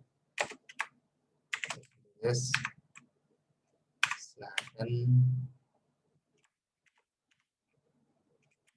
name.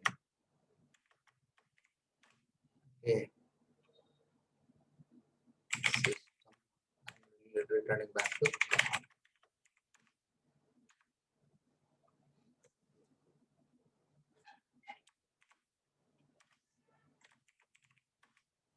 Okay, so now you can understand this program. This is a small buffer.c program in which I have declared character, name, and command. I have allocated this in the form like for character 10 characters and for address about 100 characters. So you can see whenever I ask for a command minus name equal to, it should show about 128 minus of what the memory details. It should show about 10 characters, but it will show a little bit more because it has kept an additional for overlap. It should not overlap between one field to another field. You can figure out how much is the overlap size. Is the segment size. Okay, enter your name. Once you enter your name, you can use based on 10 means if it is going beyond 10 or 10, and it should print the name. We will see that. So first of all, what we need to do, we need to compile this one. So gcc buffer.c -o output. Maybe we can say buffer. There is some error, I think.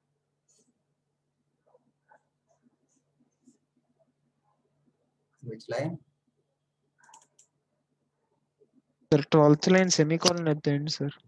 Sorry, in which line? 12th line. Okay.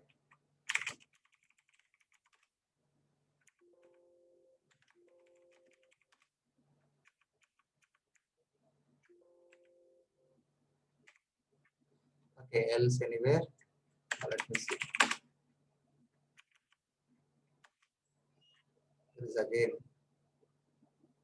malloc.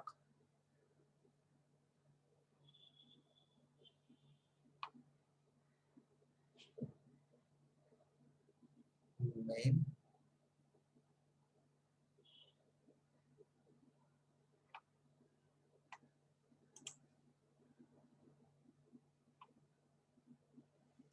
So have I given a space here?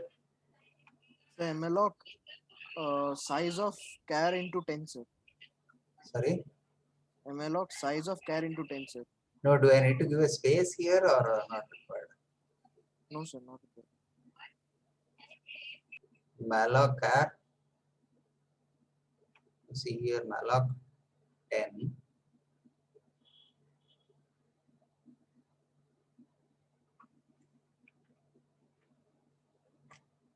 What is the error showing in function main? Declaration itself.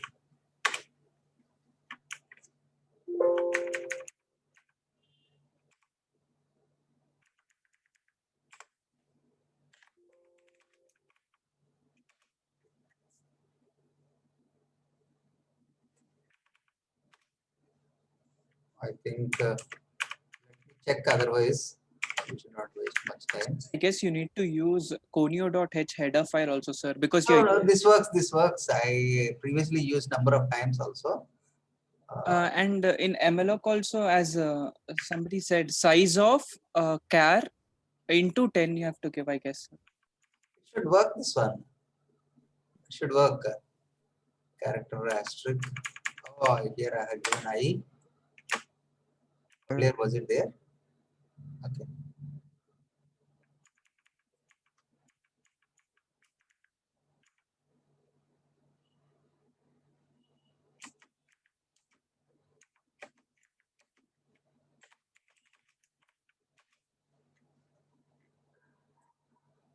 Here only it is showing error.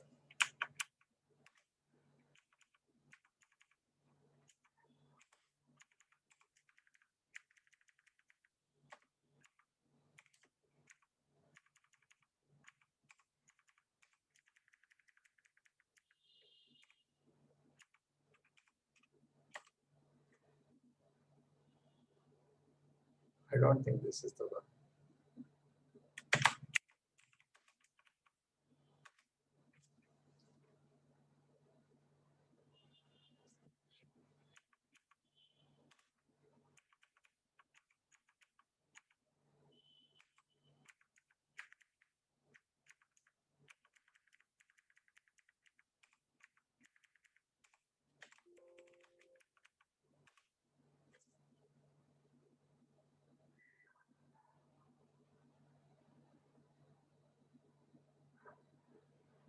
Sir, import std lib package and C, sir, once.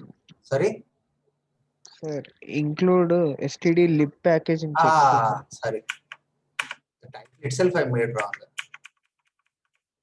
No, it's correct only. Stdio.h. You meant to say something else also is needed?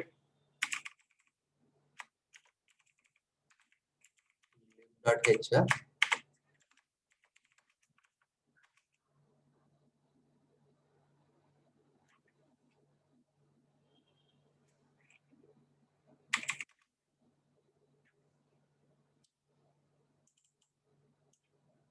Okay. Okay, so let me see. There is something which has come across. So when I am trying to execute, it is showing this. You can see the address of this particular one. Memory address is some value from the stack. It is showing from the memory, right? And the difference between command minus name is 32. So I can say, I mean, I can give, if I say my name is Geetam, means it should provide as hello Geetam. Yes, it has provided. It has taken the input and it has printed back. Okay. Instead of this, now you see this one. Now you see. If I give Geetam University, what is the number of characters? 1, 2, 3, 4, 5, 6, 7, 8, 9, 10, 11, 12, 13, 14, 15, right? 3, 4, 5, 6, 7, 8, 9, 10, 11, 12, 13, 14, 15. So it is 15 characters. What is the size which you have asked for name? It is only 10. Even if you give 15 also, it is accepting. It's okay. It's okay. So if I try to give more,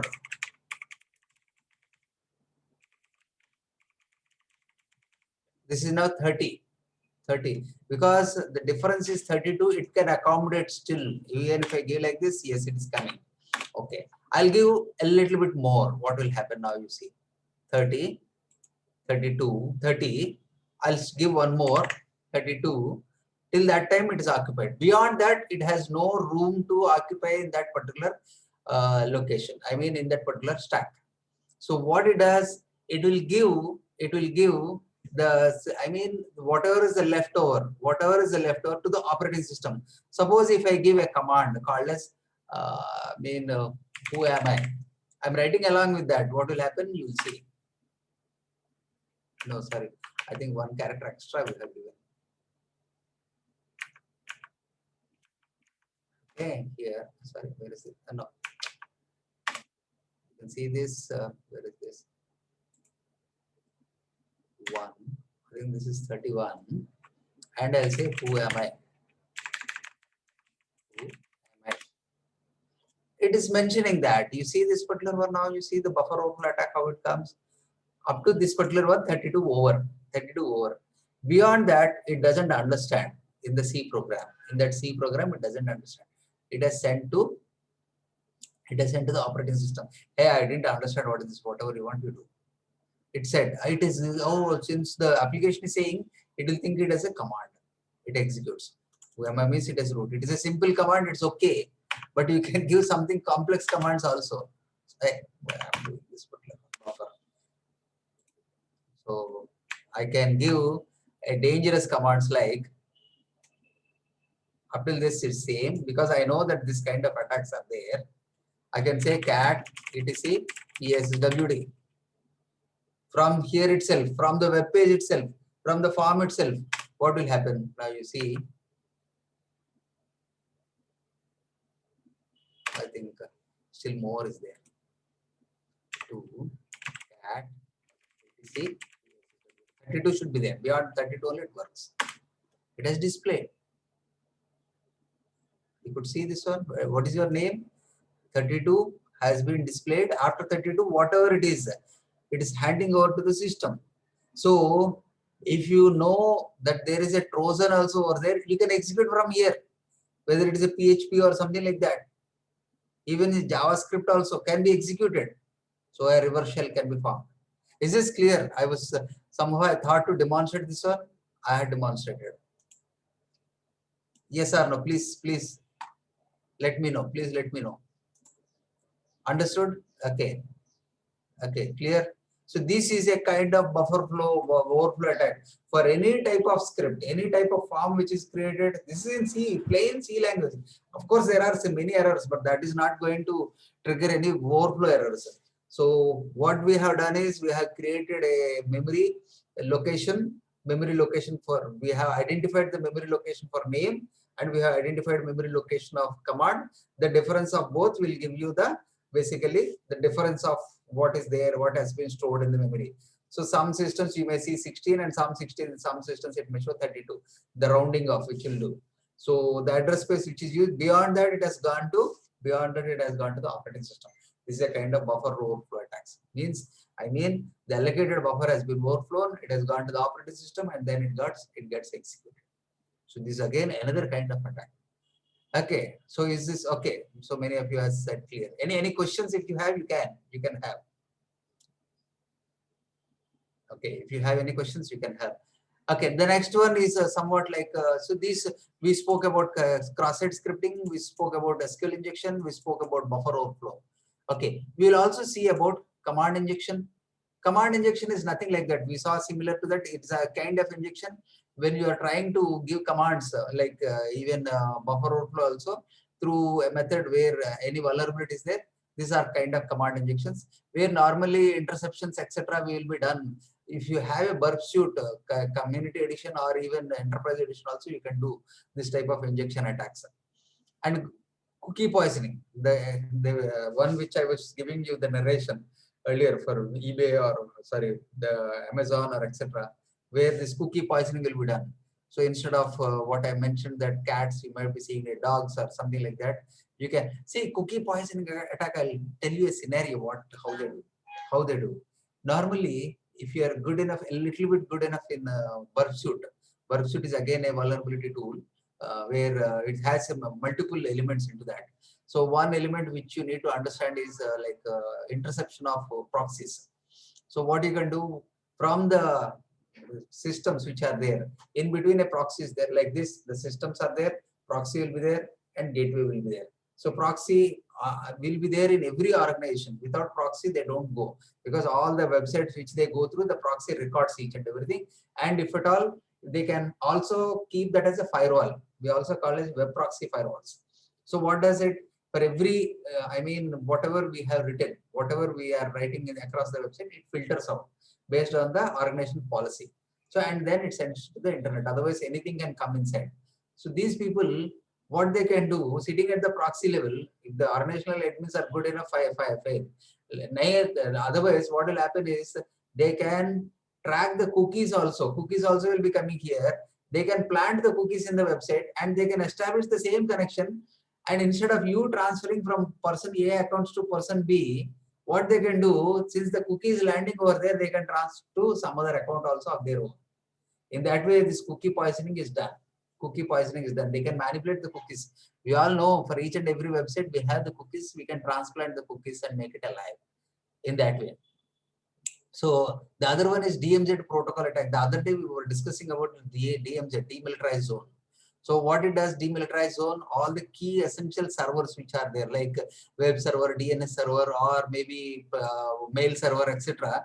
They are all internet facing. So they are kept in a monitoring, in a place where the continuous checks will be done, continuous checks.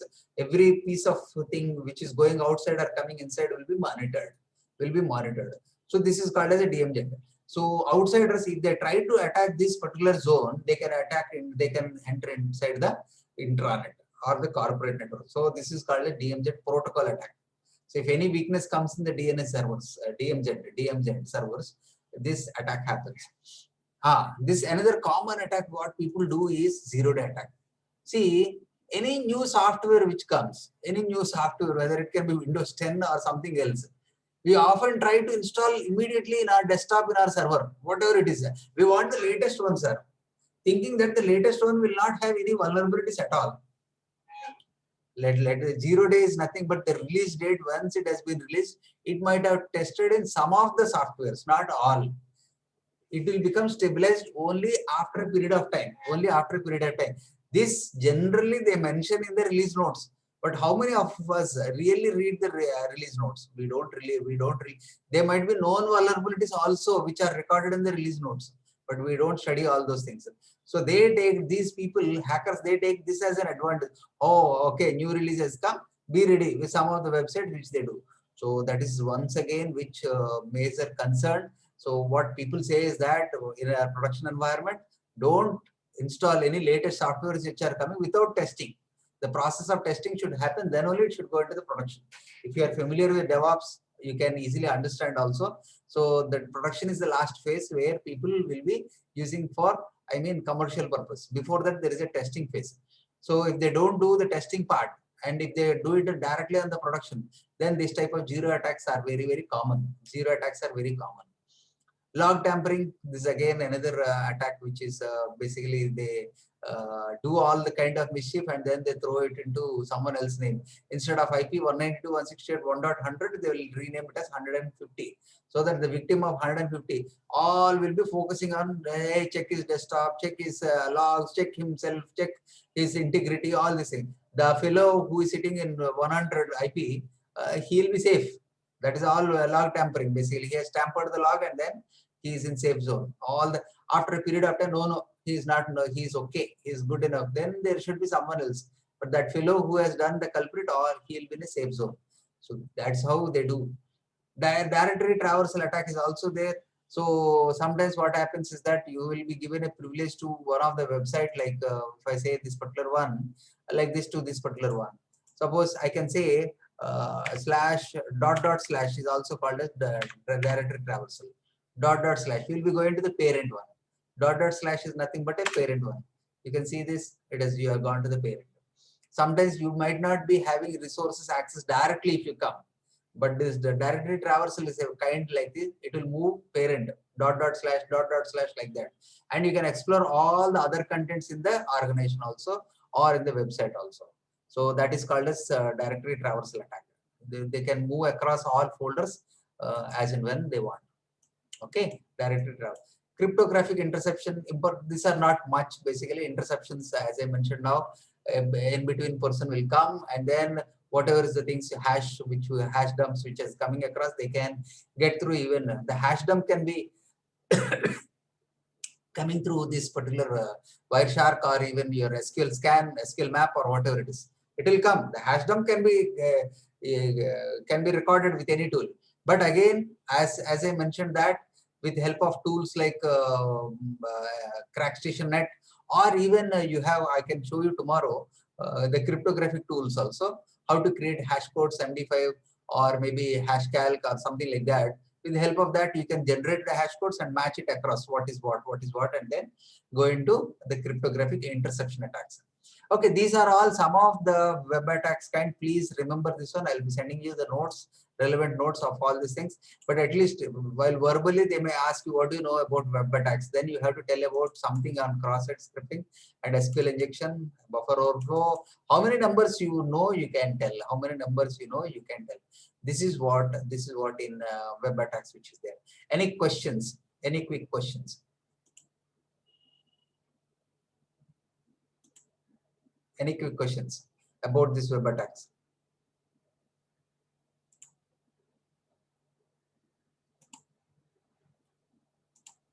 Yeah. So, okay, what I will do is that I have still more to tell. I have still more to tell in my agenda. But okay. So this is about all these things. I'll be speaking about IDS, IPS in cryptography tomorrow, and I'll ask you now. See, now we are already 3:30. We have to spend the next half an hour for the questionnaire. So today, now I'll ask about questionnaire. Please open unmute your microphone and say. Otherwise, the whole exercise will be in a mess. Okay, so I'll ask the question.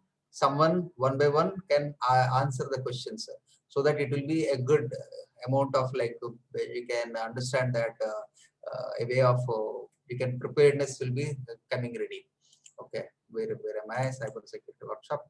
So I have prepared some questions. I'll not take much time. Where are the questions? Mock interview questions. Still more are there. So I'll be asking daily. We will have some period of time about asking questions. You can ask me any counter questions also relatively to that particular areas or anything which is coming to that. Maybe some questions, maybe the topics which are not covered, we will skip those questions. Or I can give some light on that. I can give some light on that. So now, yeah, tell me, someone can, what is cryptography? How do you define when a question is asked? Don't try to chat, just try to answer. So cryptography is the study of First say your name and then you can Okay, so I'm Devji Chatterjee, sir. Okay. So cryptography is the study of breaking down an encryption or decrypting a code. Sorry, you're wrong. It's not breaking up of encryption. Breaking is not done in cryptography. A little bit fine tuning is required. So encoding, sorry, Yeah, if you say encoding, that is the right word. Right word. Analysis is the breaking down. My fault. That also I can take analysis. Analysis may not be, but encoding and decoding happens in cryptography. The right word is encoding and decoding, right? So you can see this cryptography is an associated process of converting ordinary plain text into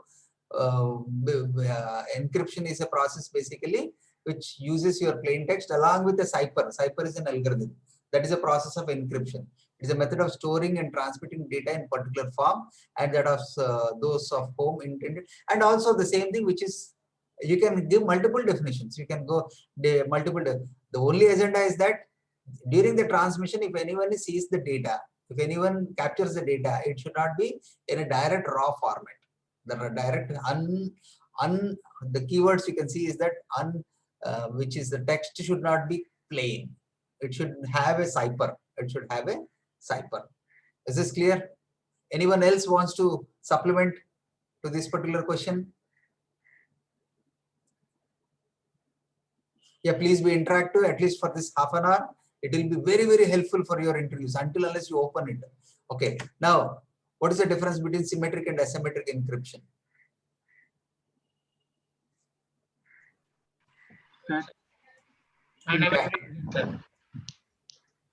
So in symmetric, yeah, one person you can tell the name and then answer it. If my name is Rakesh. Yeah, tell me. Symmetric is nothing but a single key, sir. Using single key for both encryption and decryption, sir. Okay. For asymmetric key, it uses a different key, sir. For encryption one key, for decryption another key, sir. Like public key and private key. That is the most important thing. Yeah, that's correct. That is correct. So now the way you can explain, yeah, anyone else can tell in a different format. Try to use as much as possible. Sir, I am Surya, sir. Yeah. Sir, like if we use symmetric, like as we stated, we have only a single key, like maybe public or private. So only a particular person can access that. Means if we have data, like we have a key which is unique to him itself. So whereas in asymmetric, like different users can have various, like what are the private keys? I'll correct you. Is Your that name? possible, sir? I'm sir, Surya, sir. Sorry? Surya, sir. Surya. No. The logic which you have explained is wrong. I'll tell you, first of all, in symmetric, there is no public key. First of all, there is no public key. Yes, sir. That's there is only one private key. key. Yes, sir. That's No, private key. like I'll tell you, the entry or the qualification matters only the way you speak in the interview. You may be having a good amount of logic in your brain, but the way you express the control of words or the flow of words should be very, very special. The first word I accepted, but the later on words which you have given the explanation was entirely going away the logic. See, in symmetric, the logic is in symmetric, you have only one. We don't say it is a key, only one. It can be a passcode. It can be a passcode for encryption as well as for decryption. Both uses the same. But whereas in asymmetric, we have multiple keys. I do agree. The multiple keys like public and private key needs to be mentioned. Public and private key. In asymmetric, we have two keys, must. Without two keys, there is not called as asymmetric. And second difference which you can mention is in asymmetric key, the encryption is different, the decryption is different, the keys are different. So which key is used for asymmetric encryption? Whether you are using public or private? Public key, sir. Public key, sir. For encryption. Yes. For encryption, we use public key. For decryption? Private key, sir. So whenever you are sending any data from the client, from your user, which key you have? Public key. So public key of the receiver, sir. Public key. So we encrypt the data from our public key. It goes to the server where it gets decrypted. Server has the private key. From the private key, you can create a public key. Okay. So this is about the difference between symmetric and asymmetric. So there are various type of algorithms. You can see here in algorithms of symmetric, DES, 3DS, AES, RC4 are some of the examples of symmetric. Even though the key bits are different, the key, the passcodes can be in different sizes. There are again two types of what we call as cryptographic algorithms. One is based on block okay, where you have a key as well as a block size, okay, where and the other called as a stream ciphers. Stream Yes, sir. ciphers. There you don't have a block size, block size. You only send the data. It basically has the cipher. It flows across the cipher. That is streaming ciphers we call. Okay, so DES, 3DS, AES. AES is Advanced Encryption Standard, RC4, Revis Cipher 4. Okay, in asymmetric, we have RSA, DSA, Diffie-Hellman, Helvetic curve, and many others. Some of them I have mentioned here, but these all are follow asymmetric, where you have two keys basically, public and private key. Private key is stored in the server, public key is given to the users. Okay, so this is a main important thing. Encryption and decryption are both happening in both, but only thing the different keys are there.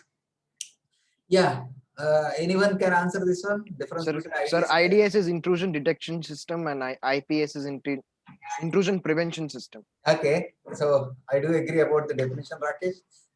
What exactly is the difference? The sir. IDS will only detect, sir, and it notifies, and IPS will notify and it will filter packets. It will Sir, IPS Filter won't packets. one second. It will Filter packets. okay. Yeah, filter is okay. I can take that. Yes, the other yeah. Sir, Continue. IPS won't report us, sir. It will filter the packets as speech. Okay. So IDS is basically like a monitoring. Okay, it only monitors and it reports. It doesn't even stop any communication. IDS is like a monitoring, whereas IPS is like a firewall. It can even filter the packets also. It is if the rules are, see, you can even tell that whenever a rule map, okay, these are all basically, firewall means rules. So if the rule map works ahead, yes, it will stop. It will stop. It will take action. Okay, deny, filter, deny, so and so. That is how your intrusion prevention system come into the picture. Yeah, any further lines you want to add? Okay, now explain this one, CIA. So confidentiality, integrity, and availability. So this is the, I mean, if I can say the pillars of security. Okay. Confidentiality. So only regular, only 3 or 4 persons only are speaking. Rest all others don't want to speak.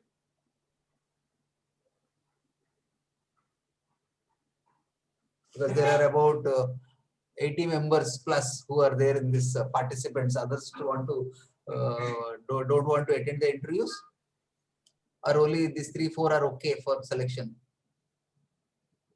Yeah, can someone say? It's a confidentiality conforms to a situation where the data is should remain confidential Okay. to both sender and receiver. Integrity conforms to a situation where the integrity of the data should What not is be meant by changed. integrity? What is meant by So integrity? in the essence, when a sender sends the data to the receiver, it should not be modified.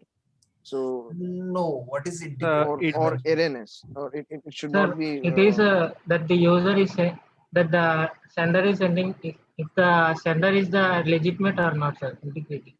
Okay, I can take a So, legitimate but is a good word. that comes give you under a example. non-repudiation, right, sir? Sorry? I mean, if the sender It or is receiver is non-changing. legitimate or not, that will come under non-repudiation, No, right, sir? that part also you can explain that, but this what I can say integrity means is a trustworthiness. You can see whether he is a reliable or trustworthiness. This comes as a part of integrity. Whether this packet should enter, can be entered, this doesn't cause or create any harm to this network. This all comes as a part of integrity. So just explain me about confidentiality. How do you really understand what is the meaning of confidentiality? Confidentiality is expert using cryptography, sir, to encrypt the message for only the receiver can understand. No, I don't take that. Confidentiality is not encryption. There is a huge difference. No, I don't say that is confidentiality. The understanding about confidentiality means I tell you something, maintain confidential. What does it mean? You keep it in an To encryption remain mode? secure. To remain secure, sir. Everything is secure. CIA, 3 of them are secure. This, as one of your friends said, CIA are the pillars of security, right? So Yes, sir. no unauthorized person cannot access. Okay, I can take that still more, a little bit more. Or if you take in a reverse way, the right person should get the right information. Is this clear? The Right person should get the right information is called as confidentiality. In organization, there is management, there is middle management, there is senior management, there is users, there is clients, etc. We keep on communicating each other. We keep on. But what is confidentiality? The right information should be there to the right. It should reach only. If any information is going to any other person, any unauthorized person, then confidentiality breach happens. Is this clear? okay. That is how. And the third one, A for Availability, sir. okay. So now you can see this confidentiality, integrity, availability is a model that is designed to guide policies of information security. I said that is correct. These are the pillars. It is one of the most popular models used in organizations. That is true. The information should be accessible and you can see this one, readable only to authorized personnel. Here to the right persons should get the right information. It should not be accessible by unauthorized personnel. The information should be strongly encrypted. Just in the case of someone. Of course, encryption is one of the feature which we use. Is this clear? Encryption is one of the feature. Encryption can be used in confidentiality also. In the entire security also you can make use. Okay. So that is about integrity, making sure that the data has not been modified by any unauthorized. This is a trustworthiness. You have to see that when you download a package from the source to destination, you have to tell.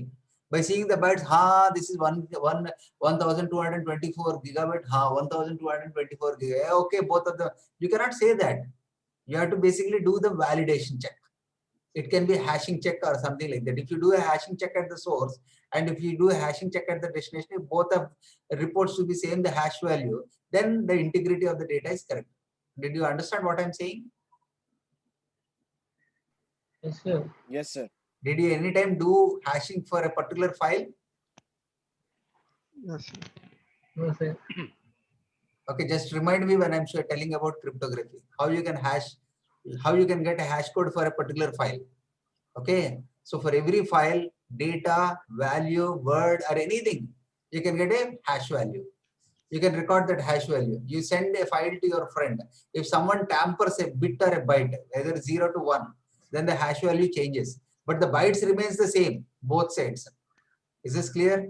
And at the destination, when you reach, you decode the hash value. You can do that with tools. It is available free. So both hash values match, then your integrity is perfect. I mean, the data reliability is correct. Is this clear? It Yes, can be sir. for data or it can be even for persons also. Availability means this should be available to this is known to you. Okay, now fifth one. Yeah, tell me this one. This is very important. Scenario based, you should Sir, tell. encryption can be decrypted in the essence that encryption can be reversed, but hashing cannot be reversed. Okay, I can take this encryption can be decrypted, whereas hashing Cannot be It's decrypted. not reversible. there is no decryption for hashing. Or It can still only- more, one more. It can only check the hash values, and if the hash values are matched, it will be authorized. Okay, if the hash values are matched, then the login happens. This is a function in cryptography, but that is a process in cryptography. This is one of the hashing is one of the function in cryptography. Like encryption may be there for symmetric, for asymmetric, and even for hashing also, right? But hashing means is a flow or workflow, like a process of how you can one way. Is there any other answer which anyone wants to say? So you can say both encryption and hashing are used to convert readable data to an unreadable format. The difference is that encryption data can be converted back to original data by the process of decryption. But as you said, the hash data cannot be converted back to original data. It cannot be. Only you can use either dictionary or something like that. So now, yeah, sixth one. What is firewall and why it is used? Other than, I want everyone also to participate. Other people are not participating. Are you not active or you do not want to go to the interviews? This is an opportunity. See, like this 4 or 5 days will happen, and maybe daily 15 or 20 questions can be asked. So if you are not answering, the golden opportunity is lost. That is up to you. I'm only requesting everyone to participate. The people who are already in fire, they will be fire everywhere. But only thing, let us others also make use. I want to see more maximum people who are getting benefited from this particular training. Yeah. Sir, it can read all the data coming from the internet, sir. No, once again, what is a Monitors all firewall the and why it packets, is sir. used? It is a barrier from network to host, sir. Okay. Is it It a barrier? in Barrier between means we can remove, we can It's throw like it a off. gateway, sir, or else can we say as a gateway? So firewall acts as a barrier because we are connected to an Like I'll unsecure tell you one network. simple question. Yeah, everyone is saying about barrier. If it is a barrier, just throw it off. Na? Why should we use? No, sir, because we are using unsecured networks. So all the packets are flooded in every direction. So See. Again, I'm telling everyone, first think and reproduce the words. When I'm only asking, you are mentioning. So that is not correct. You should create a scenario in such a way that the answer is best fit for the question. What is firewall? If I leave it like that, then the answer can be different. Why it is used means it should be in a constructive way you should answer. If it is a barrier with this, then throw it off. Why should we use? That should be the answer. That should be the answer. Yeah, tell me. Use the words in a proper way so that the user gets attracted. Sir, it is used to monitor all the inbound and outbound packets, sir. Okay. So firewall can be used as monitoring. That's all. Sir, as a gateway, we can say, sir. It filters packets from coming from network to host and host to network. So okay, sir, so the other answer is it can filter the packets. Yes, I do agree. Sir, it acts as a gateway which is used to prevent from malicious attacks, such that only this can. Okay, I can take one more thing. It acts as a gateway, may or may not be, but it can be used as a gateway. I do agree. It can be used many functions also. But the other thing which you said, firewall can control malicious attacks from trojans. That are unauthorized users. Unauthorized ports or unauthorized services. Right. So firewall is not for users. It's meant for ports and services. Okay, services means application services, any kind of service. It can be FTP service, or it can be streaming service, or it can be mail service, or anything which is used in internet. So firewall can be of two types. I'm telling you, firewall can be of two types. One is stateful and application level. Sorry? Stateful and application level, sir. No, that is different. That is firewall types. Firewall usage is of two types. One is host-based firewall, and the other is network-based firewall. I do agree that also stateless and stateful, that is technology-based. Okay, so I think that host-based firewall is basically it works only within the system, Whereas your network-based firewall will work for it can be used as a gateway head-end services. Someone mentioned that, right?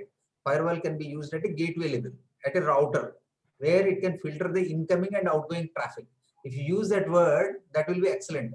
Used to filter. Filter is the right word which we use. Filter is the right word. Filter the traffic in and out based on the rules which you have written. You can see a firewall is a network security system set on the boundaries across the system or network. Both.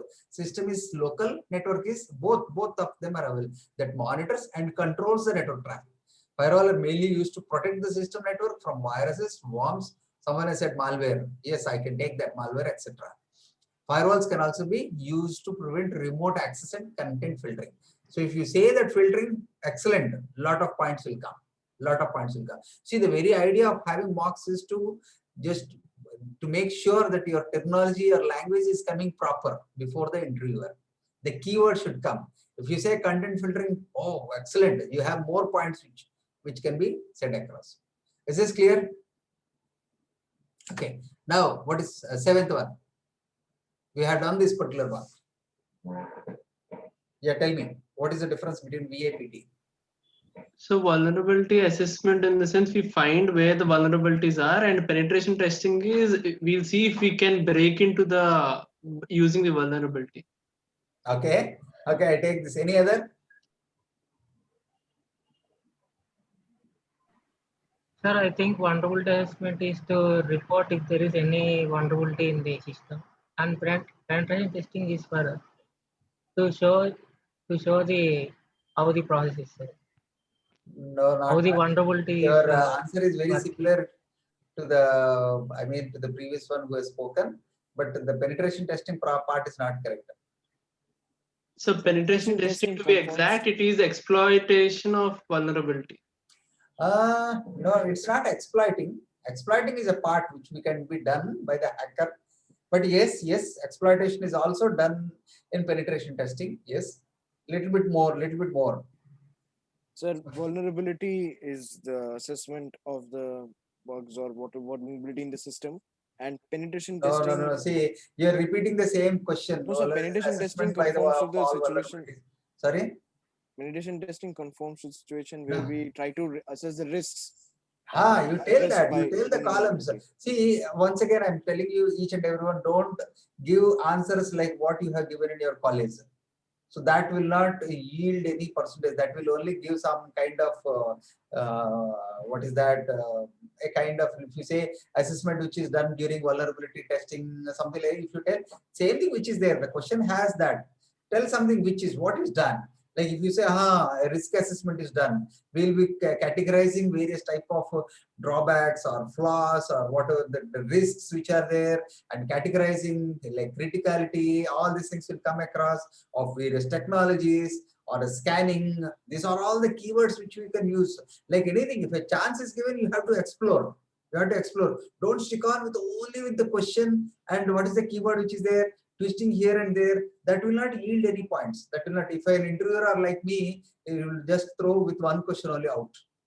So because they'll feel that you are wasting their time. They'll feel that they're wasting. Yeah. Now reframe the sentences.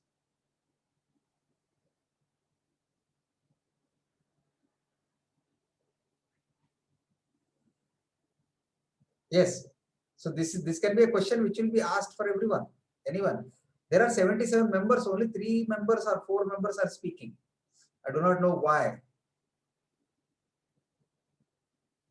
I hope girls also are there, but they are not speaking at all. They want to see the thing. Who are fearful will always lose. I'm straight away saying, fear factor can be thrown away. Just start speaking. Whether it is good or bad. Yeah. I given several words now. Start speaking.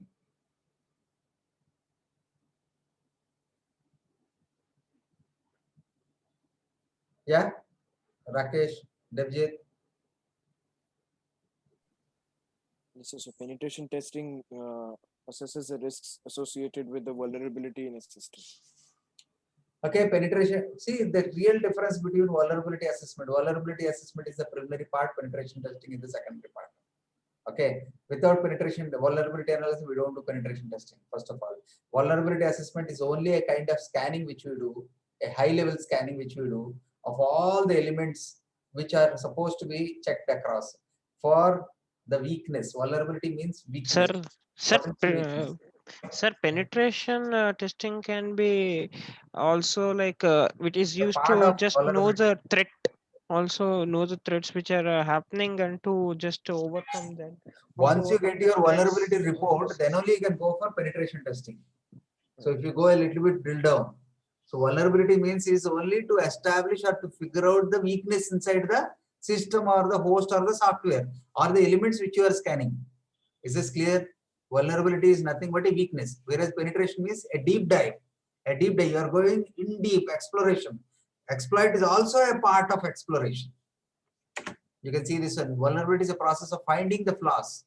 Finding the flaws means the weakness on the target. Here in the organization knows that the system vulnerability has flaws or weakness. The keyword is weakness, and want to find out these flaws and prioritize the flaws for fixing. Only to find out these flaws, that's all, and prioritize the flaws for fixing. Here fixing doesn't happen in vulnerability assessment. Penetration testing is a process of finding vulnerabilities on the target. In this case, the organization would have set up all the security measures they would think of and would want to test if there's still other way of the system network can be hacked. So exploit is also a part of penetration testing, which can be done. You are deep diving inside from the vulnerability report which you have. Okay. So that is about the simple difference. You can explain. See, these are only tentative answers. You can give answer, but the only thing the interviewer should really understand what you are speaking, or to get to the nearest point. There is no one solid answer which you can give. Okay. Now this one answer. What is the 3-way handshake? So the three-way Sir, handshake is SYN packet, then acknowledgement packet, and then the acknowledgement packet. I mean, I can define all the process, but I think this TCS, sums up the answer. the TCP/IP three-way handshake. Okay. Yeah. sir, like it is the way of acknowledging after receiving the data No, no, make it from. as simple as possible. Your friend has said. So the three-way handshake is used for confirming the. No, here it is not asked for where it is used. What is the what WHAT? Just give answer for what. Sir, it is the last particular acknowledgement which is given from a receiver to sender. Like it has been successfully reached to me. Okay, you can say very simple. Make it as simple. Sir, connection establishment, connection release. Connection during the connection establishment, mention the flags. The SYN flag is gone. This is the first one.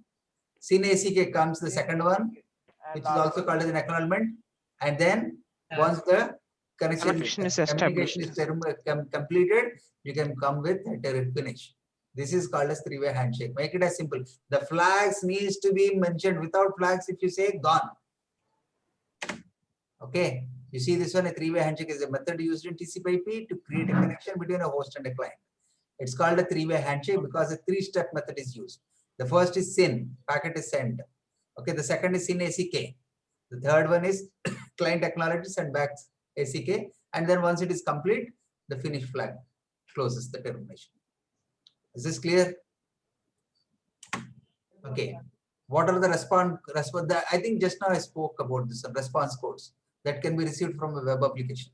200, 300, 400, 500. Yeah. Tell. Don't give the numbers.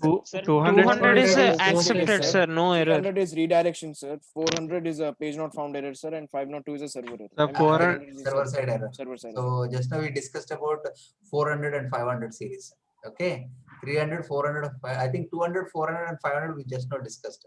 200 is success. 400 is page not found. 400 series anything client side error. And 500 series script error. We can also say server side error or script error. Okay. So this is what is the most important. Please remember this one. By heart this particular. By heart this. Very, very important. What is trace route? So it will tell the how many. Trace route is a Sir, it shows the number of hops taken. If the hops are taken to reach the connection is traced from one point to another point. Okay. So when it is asked for what means, you have to answer what, why means why. So the answer should be distinguished very clearly. What is trace route? It's a path between the connection request and destination, sir. From connection request to destination, the path is known as trace route. Why do you use to figure out in between the sections of the routes? Sir, yeah. Sir, and also to check the least path, sir, or the best path. No. It doesn't define any least or that is basically the network protocol will decide. Trace route will not decide. Okay, sir. Okay. So trace route is a tool that shows the path of the packet. It lists all the points that the packet passes through. Very simple, passes through. This is used mostly even the packet is not reaching its destination. We can figure out to which router it has reached and from where it is the bottleneck. That way, trace route is used to check where the connection stops or breaks to identify the point of failure. That's all it will. It will not tell any the path. Okay. So 11. We have 15 questions. What is the difference between HIDS and NIDS? Yeah, can you keep that in mute? Otherwise, ask them to keep a little bit silent. What is the difference between HIDS and NIDS? Yeah. IDS stands for intruder detection system, H for host, N for network. We just spoke this. Sir, HIDS is only for host based, single only. Yeah, this is network based. NIDS, network based is all over the network, sir. Host is host based NID, host based NID. Both of them are intruder which are used for monitoring, which we spoke just a few minutes back. It monitors the traffic across the device in the network. So now, what are the steps to set up a firewall? This one also we spoke just a few minutes back. Firewall is nothing but a boundary for a particular device. It can be a host-based or network-based. So the steps which are involved, please by heart this one. Not all these things, a remote administration, port forwarding, DHCP server, logging in, policies, all these. Main thing you explain about logging in policies. That is enough. Port forwarding also is a part of your what we call as a firewall. Okay, this is important one. Sorry? It is used in mainly web applications. It is encrypted over channel. Only for web applications we use this SSL encryption. It is used in for secure transfer over channels. Okay, I do agree. It is mainly used for secure socket layer. This one SSL stands for secure socket layer. It works in data link layer. No, transport layer it works. Oh. 443 port. Okay, it doesn't work in say data link. It works in fourth layer. Anyway, say explain secure socket layer. Secure socket layer is mainly used to encrypt the packets which are mainly used for either it can be used for web or any other purpose also. See, even for logging and sign in also we use SSL. Okay, secure socket layer. Many things which you use, even for VPN also we can make use SSL also. So you can see secure is an industry standard security technology creating encrypted connections between a web server. Mostly it is used for web server, but it can be used for many other things also. This is used to maintain data privacy and to protect the information online transactions. Steps for establishing is SSL is naturally private public key will be there. In SSL layer, we generally create the keys and then a certificate copy with PKI. So I hope you are familiar with PKI. Otherwise, tomorrow I'll be explaining about the PKI. Just remind that public key infrastructure. So yeah. So what are the port numbers that we are supposed to remember? See, remember some generic ports. Port number 21, port number 22, port number 23. Port 21 is FTP, 22 is SSH, 23 is Telnet, 25 is SMTP. Okay, and some other ports like you can remember 53 for DNS. Okay, port number 80, which you can remember for this HTTP, hypertext transfer or WWW, and port number 110 is used for POP3. Port number 161, please remember, it is used for SNMP, Network Management Protocol, which is used for tracing all our activity, monitoring across the network, which we do. And port number 443, which is used for this SSL, say, HTTPS kind of web servers. Okay. So these are all which we use across secure socket layer. Please remember those ports. That is enough. That is enough. Rest all ports are there. That much number of questions will not be there. For every service, there is a port. But these are some standard services. Okay. 14. We have 15 questions. 14th one. What steps will you take to secure a server? Firewall. So first we establish firewalls. Okay. Establishing a firewall across a network is also a part of securing. So if we're coming from the user data, it should be valid. Okay, let others also speak. Yes. So we will establish an ACL, sir. Okay, you're right. So whenever you say firewall, it contains ACLs. That is sure. What else? See, there is no one answer for this question. There can be multiple answers. So we establish same tools also, sir, to monitor all the logs, all the requests that come under, and that way we can filter out all the malicious requests. Data should be validated coming from the network. Okay, validation is a process if it is a web server. Okay. If it is a web server. Okay, rest. Still more are there. So more are there. You're not figuring out the basic ones. Sir, it should be strong passwords. Okay, strong passwords. I do agree. Using VPNs and private networks. Using VPNs also can be used. I mean, the way you are bringing the servers can be used through VPNs. Okay, that is also, but those are not immediate. See, passwords, strong passwords is one I can take immediately, and also we can say establish a firewall at the server level, even at a corporate network level. That one also I can take it. Still more are there. Still more. Sir, blogging third-party cookies, sir. Okay, multi-factor authentication also I can take. That's a low priority. Next priority. Sir, blogging third-party cookies, sir. Sorry? Blogging third-party cookies. So monitoring all the applications and all the ports from time to time, or doing vulnerability analysis from time to time, and closing the other ports so that vulnerabilities are decreased. Yeah, I do agree. So vulnerability analysis performing from time to time is also a way of securing. And the thing is closing all the unnecessary ports or removing unnecessary services. Okay, which are not used at all. So those things can also be a part of the securing a server. Still, yes. So So- using VPNs to get connected to a server is a better way to do it, sir. I do agree, but it's costly, right? Always you cannot do. For So, that, and you using have a VPNs might slow the latency, might increase the latency between I do the. agree. I do agree. I do agree. So most of them complain that, sir, when I'm using through VPN, then my connectivity is becoming slow. Yeah, definitely, the gateway server has to have a capacity to accept your bandwidth. So naturally, I mean, gateway server has this VPN installed. Naturally, so that should be tuned in such a way. Those things are there. Those I things are mean, there. which But one is anyway, more here we important? are not speaking about latency. Here we are speaking about security. The So we can set up CM monitoring tools as well, sir. monitoring time to time. Yeah, monitoring and doing a vulnerability analysis is also a good way. Yeah. So we can set up CM tools as well, sir. Sorry.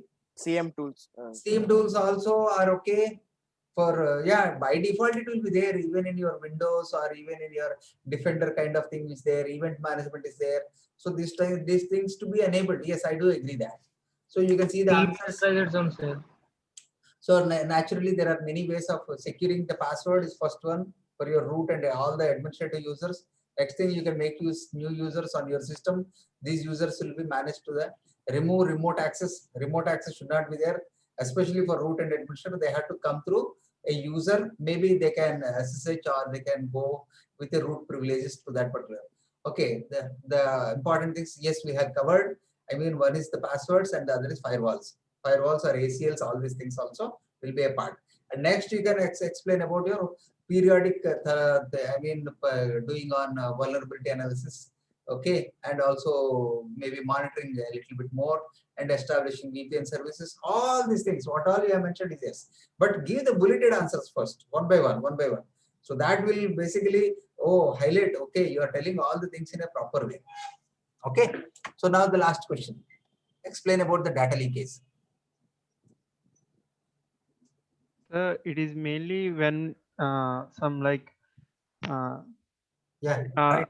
errors are there, no sir. Yeah, from Well, while transporting the data, if there's any issue between the link established, we can say that there's a lossage of data, which might not lead with getting the proper information. See, data leakages, how do you understand, first of all? So I'm giving a shot on it. So data leakage, it's like, for example, in a scenario where we use weak passwords or something where the data can be accessed and through which, I mean, it's like data is being taken Okay, by see, the since you printing mentioned errors, passwords, sir. I'm telling you, vulnerable passwords bring this data leakage. I'll take that. So Vulnerable printing passwords means password technology which doesn't have encryptions. Okay, passwords which are not following the password guidelines. I mean, like which are not following the password guidelines means the policy guidelines which will be there, right? Capitals, small, numerical, special characters, etc. If these are not there, then definitely people will easily trace out. Yes, one is password. The other. printing, sir, printing errors, sir. Like by default, yeah, intentionally, errors will be present display. No, sir. There is a chance. No, I didn't get that. So maybe, I mean, because you said data, what data leakage is. So I think you can simplify it like data leakage is it happens when either through weak passwords or when there is bad server-side I maintenance do agree. or That is any done. network. That is done. Weak passwords is done. Yes, Password any Sending bad data server-side without maintenance. encrypting. encryption, all these things are done in that. Done in that. Else. What can be the methodology of for modes of data leakages? One is encryption. Encryption, weak passwords. I do agree. If there is no encryption, definitely this leakage will be there. So like phishing attacks, can we say them? Yeah, you can take this attack since you are into vulnerabilities. If there are more vulnerability, data leakage will be there because attacks will be happening. It can be any type of attacks. Okay, coming from like attacks like web attacks which can come or password attacks which can come. Sir, So that the data is thefted. Yeah. So can we include no proper authentication mechanism? That is password, right? You can see the answer here. Yeah, but sir, I mean, okay. Right? Okay. See, here it's like data leak is an unintentional or intentional transmission of data within an RNA to an external authority destination. It is a disclosure of confidential information to unauthorized entry. Data can be divided into three categories. See here, three categories. I think some of them we have covered. Accidental breach. An entity and of unintentional send data to an unauthorized person due to fault or a blunder. So this happens basically like, no, I was not knowing that this should not be shared to those people. Accidentally shared. I said no, sir. Errors should not be displayed. Like Yeah. So intentional breach means the authorized entity is sharing of passwords. All these things will come into picture. Sends the data to an unauthorized entry on a purpose, maybe for monetary gain or something like that. And hack. We also spoke about this hack. Hacking techniques are used to because of non-performance of vulnerability tests, etc. Okay, so I think that's all for today. So still more are there questions we'll had some more. We'll have 20 or 20 more questions tomorrow. Please participate day to day. Please again go through all these things. Of course, these questions I'll be transmitting. And see, thing is that how much amount you prepare. I'll tell you one thing is clear. One thing is clear. How much amount you prepare. If the terminology doesn't trigger in your memory on that particular time, gone. So for that, familiarity is required. No, I'll just prepare like a what you call as like your exam. It won't work. Interviews won't work. When I ask a question from anyone, how your interviews are different than an exam, how will you answer?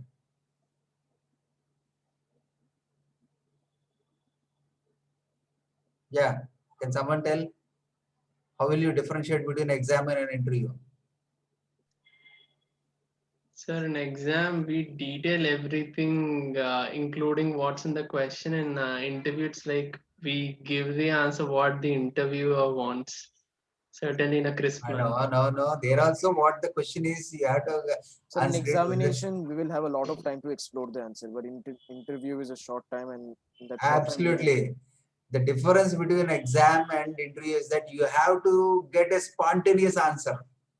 Even in exam, if you don't know the answer for a period of time, no problem. Still you have enough time, you can write it. But in interview, it's not like that. Even if you remember, after coming out from the hall, gone. Okay, right. After coming, when the question is asked, first question is asked. If you don't know the answer, and if you come to know that answer after a period of time, I mean, when the third question or second question comes, also gone. So the latency factor also comes. They'll see the personal modulation. Okay, the person answering with confidence, he will shout. I mean, he'll come up, he'll jump, he'll not sit on the desk. Right? In exam, whatever way you do, you'll get the same mark for everyone. So the interviewer will come to know the other things with help of the way confidently you are answering, the terminology which you use, and also the modulation. The modulation, they'll capture you. They'll capture the modulation, how good you are. And basically, of course, there is about 30% filtration of how you will become helpful for the industry or not, based on the other things. Your college marks and all these things is only a part and part to become eligible for the interview. But the reality check is that you have to really, get into that particular modulation of what the interviewer is into, and then you express the thoughts. No doubt, definitely. Even if you get 70% or 75% also you'll get, that is the baseline. Or even if you get 90% also, still if you are unable to answer, no sir, I don't know the question paper, I didn't study properly, so that's why I finished. So again, I tell you, last but not the least, before I close, is that the questions may be from here, or the questions may be similar to this, or the question may be relative to this. Similarity and relative are different words again. Relative to this, still you are able to proceed with at least foundational level, 1 or 2 level. Sometimes it so happens that the interviewer also may not know the answer. Still he will ask you. He has every right to ask. And he will only test how much you really know, how much you can really answer the question without frustration. Suppose if 3 questions are asked, all the 3 you are unable to answer. 4th question, he will ask you the known question. With the frustration, you will not be able to answer the 4th question properly. So he will test that. So this is how the interviewers basically filter out each and every way. Of course, yours will be the elementary and mostly will be technology based. So straight answers also will definitely help you. The interviewers will try to give some kind of clues also. If you have passed first or second level modulation, then automatically the ticket is yours. So okay, that's all for me for today. Sir, Yeah. sir, example of a tough question asked in an interview for cybersecurity. You will see the tough questions also. I'll ask you. I have all those things. Okay. In our due course, since we have many other topics also to clear, we will cover the topics as well as the interview questions also. Okay. Okay, sir. So, any other questions? Any other questions? Yes, sir. I think some members are writing certain trace route data leakage. Anyway, we revealed the answer. Okay, that's all from me. So we will meet tomorrow, and that's all.